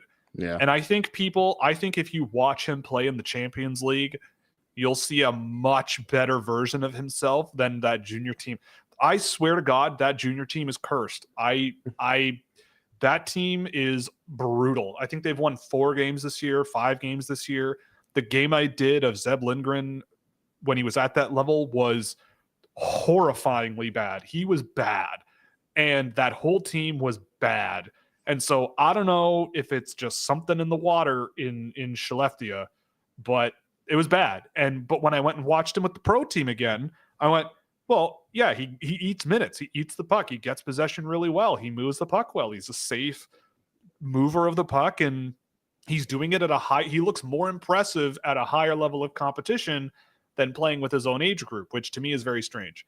So I like him a lot, and I feel like if people are watching him where he plays his most, which is junior hockey, they're going to go, what is this, and why is this team so bad? But then when you watch him with the men's program, I feel like he looks a lot better, so to speak. I don't know. No, I agree with you. I think so for me, I don't track games the way Will does. I have this big notebook that I continuously add to. Not every single game I watch of a player, but I try to do at least a game a month of every single guy. Yep. And I build up this big long notebook. Last year it was unmanageable and barely loaded by the end of the season, but it's something I've been doing to try to keep track of guys throughout the year. And every men's league game I've done of Lindgren has been good. Not every single junior game, but a couple of the junior games, I've been like, yeah, this dude's out there. Because that team is just, I don't know if it's the players on the team or the system or what it is, but it's chaos. And there's not really anything going right. So, watch his Champions League games, watch when he gets elevated. And that's where you'll start to see, I think, the best of Lindgren. Yeah. Someone says LJ Mooney at 21 is insane. He's not even the most impactful player on a bad program over Denoyer. You'd have to know that's a bad take in terms of projection. I mean, look, with Mooney, I think both of us would agree he has not been great this year, and obviously the injury sucks. That program has not been good, and he didn't get off to a good start, right? Like, that's indisputable. That's not whatever. But I mean, I go back to what I saw last year, and I go back to the under 18s as the only 07 in last year's U.S. team, which was really good. He was electrifying. His passing is pinpoint. He's fast as hell. He's aggressive. He chases guys down. He plays bigger than he is. He's relentless. He's a guy that I don't want to bet against, right? Like, I know he's small. He's as small as it gets, basically. He's the American Ivan Fomin. But for me, I see a guy who just has the skill level and the shot and the creativity. Like, comparing him to Caleb Denoyer, I mean, we didn't talk much about Denoyer. I've struggled with him, honestly. I think he is maybe a third-line NHL center. Like, he's smart and physical enough, I would say. Yep. But whenever I watch him, and then I go think about what a player like a Mooney could bring to the table, of like that electrifying offensive skill and high pace of play and quickness with his hands and feet and the playmaking and the finishing ability. And I go to Denoyer and I go, well, he's timing his passes well. He's playing physical enough. Like, I don't know. He's not bad. Like, I think he's a first round pick. He's at 26 for me. And in the same tier as a Mooney. And I admit that Mooney is a much bigger long shot, but for me, I'd rather bet on, like, what if this happens, rather than like, well, I mean, this guy probably ends up here. I'm just not like super thrilled about it. You know, like, I don't know. I feel like with Denoyer, I've watched him a bunch of times, and I don't know. It's a tricky one. Yeah. The same person brought up me talking about Carbonneau getting knocked off the puck and then having Mooney and Benak in the first round. And I think the biggest thing with that is with Mooney and Benak, even to a lesser extent, I think you have both guys who play at a higher pace and play with a bit more jam isn't the right word, but play with a bit more aggressiveness when they have the puck. They put pressure on the defenders. They attack their heels. They go for it. With Carbonneau, it's definitely that more one-on-one open ice skill where he wants to make a play to get the puck to the middle rather than getting the puck to the middle himself almost. And I think that, for me, that's the differentiating factor there. I understand why someone questions that, because at the end of the day, for sure, smaller skilled player, why is one significantly lower than the other two? And I think for me, it's that kind of a tepidness almost in Carbonneau's game compared to the other two, which are just they go for it. And I think with Mooney, even though we haven't seen it this year as much, especially because obviously he was injured and, in my opinion, came back too soon to come back for that CHL USA game, hasn't looked good since. I've even watched an NTDP game since then. Not great. But this is a kid that goes head on into the battle, creates the battle. He is attacking himself. He doesn't wait for someone else to do it. So I think that's the biggest difference there.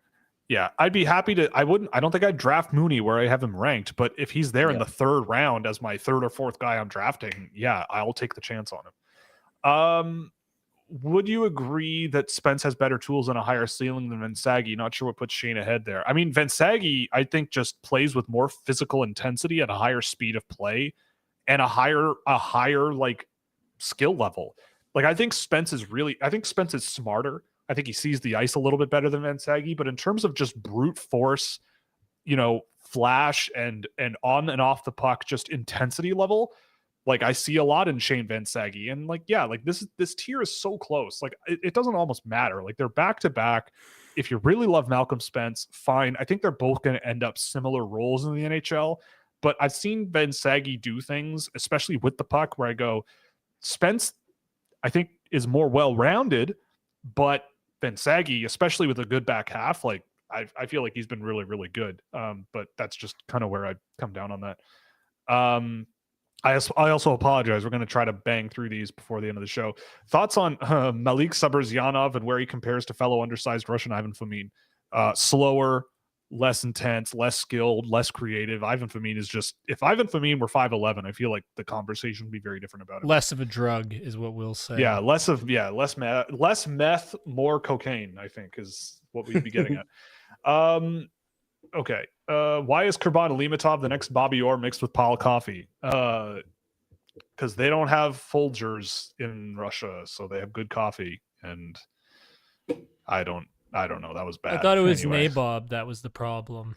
We can't diss Nabob because Tony's here. First of all, leave Nabob alone.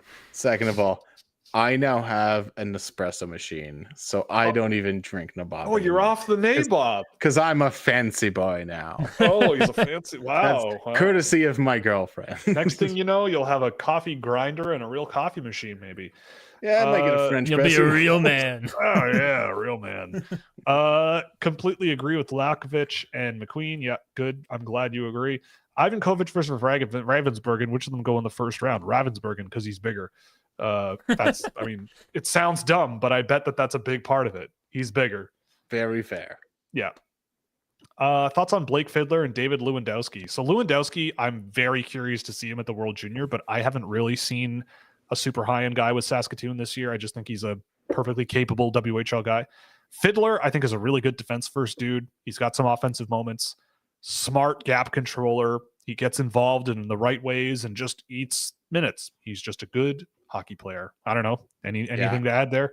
With Fiddler, I talked about earlier, finding that forward that fits with those stars. And I think Fiddler's the defensive version of that. Yeah, I think a great example was at the USA CHL Prospect Challenge, where he was playing with Schaefer, and he kind of allowed Schaefer to do the things Schaefer did because he was back there. He knew his role. He isn't going to try to play outside of it too much. He has that requisite skill to make the pass, make those little shifts, escape pressure, and do these little things. So I like Fiddler. I have him pretty high on my board. And is he a top 10 pick? No, but a top 20, 25 pick? Sure. Yeah. I haven't seen any World Junior A, to whoever asked that question, so I can't tell you how Frondell looks. I don't know, Tony. I think you've seen a bit more than I have, but I haven't. I've seen some World Junior A. I've watched Sweden specifically, and Frondell looked good. I don't think he looked bad at all. I think he didn't look as dominant as I wanted him to look, but I thought he was perfectly good there at that tournament, especially for the level. Yeah. Why do you seem to be much lower on the Q guys, and how much of it is quality of competition? Well, that certainly factors in. That definitely factors in. I think for me with Desnoyers, and I'll go quick with Desnoyers, I just wonder about what his game is going to look like in the NHL. I just think he is smart, physical, and he's fine, right? Like, I have nothing really negative to say about him, but I just feel like his upside is kind of limited. And Carbonneau, I just think he's all one-on-one skill. You know, like, it's kind of like a less fun version of Beckett Seneca from last year, where Seneca was a guy who had tons of skill and had some really high-end moments, and you go, holy smokes, this guy can really play. But then you kind of go, right, but this is a team sport. You know, there's a little bit more to it than this. And Carbonneau's just a really good one-on-one guy who can put the team on his back if he's got the puck on his stick. But otherwise, I have questions, because off the puck is where you play a lot of the game, and I feel like Carbonneau's not much of an impact player there. Oh, no, what are you laughing at? I am laughing at something I saw in a separate chat. We can discuss it later. I'll talk to you about it. Okay. I just happened to see it. It was very funny. As for the Q, I refer to everybody to my rant at the start of, I think, the last time I was on. Correct. Yeah. We thought they were back, and Tony then sassed 10 million Quebecers with his takes. All right. Where are we now? What do you think happens with Marner and Rantanen? I Googled this. I'm going to tell you nothing. I don't think anything's gonna. I don't think anything's gonna happen. I don't think Toronto's trading Mitch Marner. I don't think Colorado's trading Mikko Rantanen. They're both signing. I think they're both signing, but Marner's signing in Colorado and Rantanen signing in Toronto. Sign me up. Marner's going to Anaheim. Marner's going to Anaheim, and Mikko Rantanen is going to the Rangers. There, I'm calling it. No, easy. He's not. They don't have money. They don't have money. They'll make money. They're the Rangers. They'll make it happen. Yeah, okay. They'll just add $12 million to their cap. They'll find a way. It might be 14. Someone says that Misa is like Fraser Minton on Super Soldier Serum. That's 100% true. Yeah. Of the top four, would you give NHL comparisons for each? Oh, I don't know. I'd say for Schaefer, like a Pietrangelo, Misa, like I used to say John Tavares, but like I don't know. The name that jumps to mind is like a less like 80% of Sidney Crosby, you know, like 75% of that, like just a guy who gets it and does everything extremely well. You know, like Sidney Crosby's not ripping slap shots from the faceoff dot 60 times a year to score goals. He's deking goalies out. He's tapping pucks in. He's doing anyway, but that's kind of where I've come on him. James Haggins, that's part of the problem. I don't know. I don't have a good answer for that. And Porter Martone, I don't know. Brady Tkachuk. Yeah, Brady Tkachuk. Yeah, like Alex Tuck. I don't know, something like Alex that. Tuck's fast. Yeah, I guess Alex Tuck goes. Yeah. Martone is more like, yeah, I don't know. I think Brady Tkachuk I guess. Makes Brady the most Tkachuk. Sense. Yep. Yeah, I was gonna say B+ Matthew Tkachuk, but that's just Brady Tkachuk. That's Brady. yeah. It is. Yeah, it is. Congrats, Ottawa. Which is a good thing. That's a good. It is that's a good. Yeah, it's a good thing. Someone asked about Luca Romano. I have him ranked. Really smart player. I like him a lot. I just don't know if it's going to work at higher levels. I think he's super smart. Love him to death. But we'll see. Shamar Moses is a guy that I actually have ranked relatively high. He's at 57 for me. Wicked skill level, insane wrist shot. But the rest is so rough for him. I really like him. I think there's a lot to work on with Moses. I think he's a really high intensity guy who brings a lot of good things to the game. But I think he's just hasn't put it all together yet. He needs the reps. He needs experience. But I don't know. I've really liked Shamar Moses this season. Yeah, he's a guy that I look at and I go, that's a swing I'm taking in the mid to late rounds. Yeah. And let's see what happens. Yeah. Thoughts on Kirill Delikov? I have no idea who that is, and we'll figure it out later. Try to pronounce Daniil Shepeshki. We'll get David Phillips to help because he knows at least how to pronounce Russian words. Who are guys you're intrigued to see at the World Juniors? Oh, geez. Adam Kleber. I'll be curious about guys like Sawyer Minio.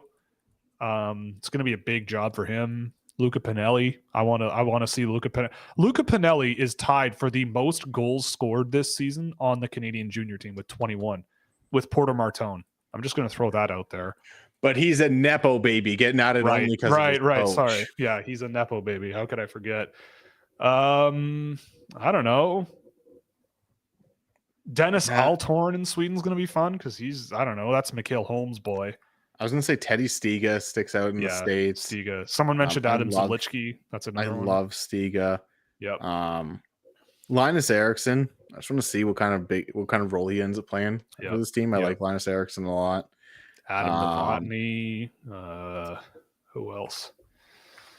Otto Stenberg. I just love him. He's just my boy. Right. Yeah. Asanali Sarkanov. Like, is Thomas Polbazal going to put up the worst game I've ever seen again, or is he going to be better? Is he going to be okay? I don't know. Yeah. Peter Cesar, like, I don't know, Frantisek Dej, I'd like to see him again. Yeah. I just liked him last year at times. Yeah. There's some good ones. It's going to be a good tournament, though. This stays between us. Well, you're on a live show here. I think I know who this is, Mr. 10X Hockey Performance. What's up? If I take it and run with Matthew Gard, Nathan Beam, and Cam Schmidt. I mean, Tony used to be a Nathan Beam guy. We both really like Cam Schmidt. Yeah, my 3 weeks as a Nathan Beam truther were brief, but I did really like him. I did really like him. He's interesting, I guess.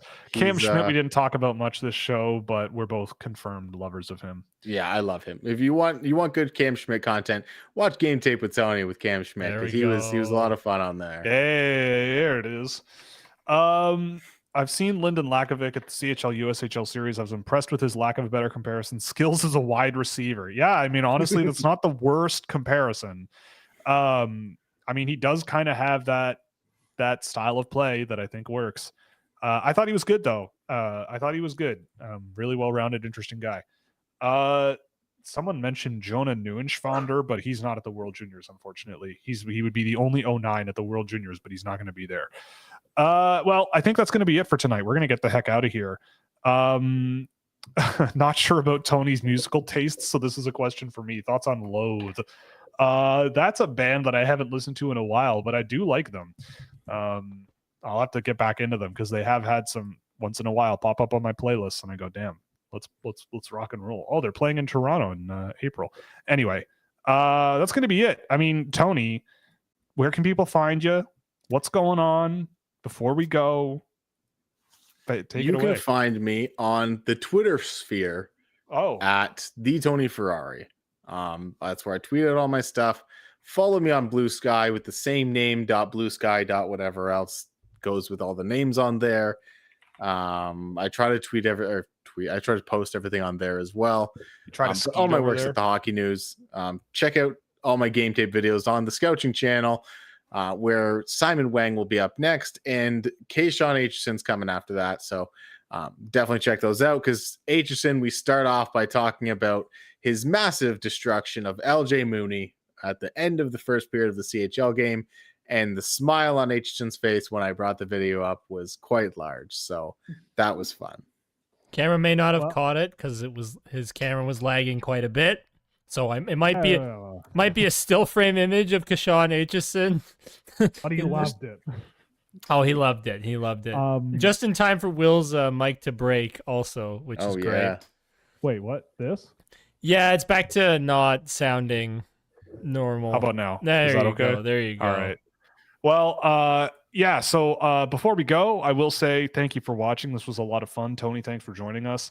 The Buffalo Sabres lost 6-1 tonight. Patrick Laine got a hat trick on them, so that's good. Oh my god.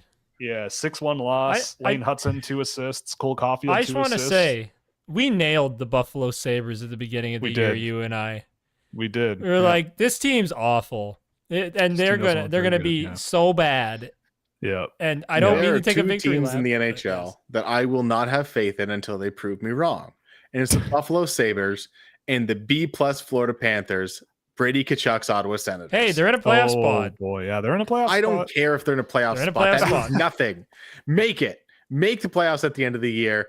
Sweep the Leafs in the first round, and then we'll talk. No, stop.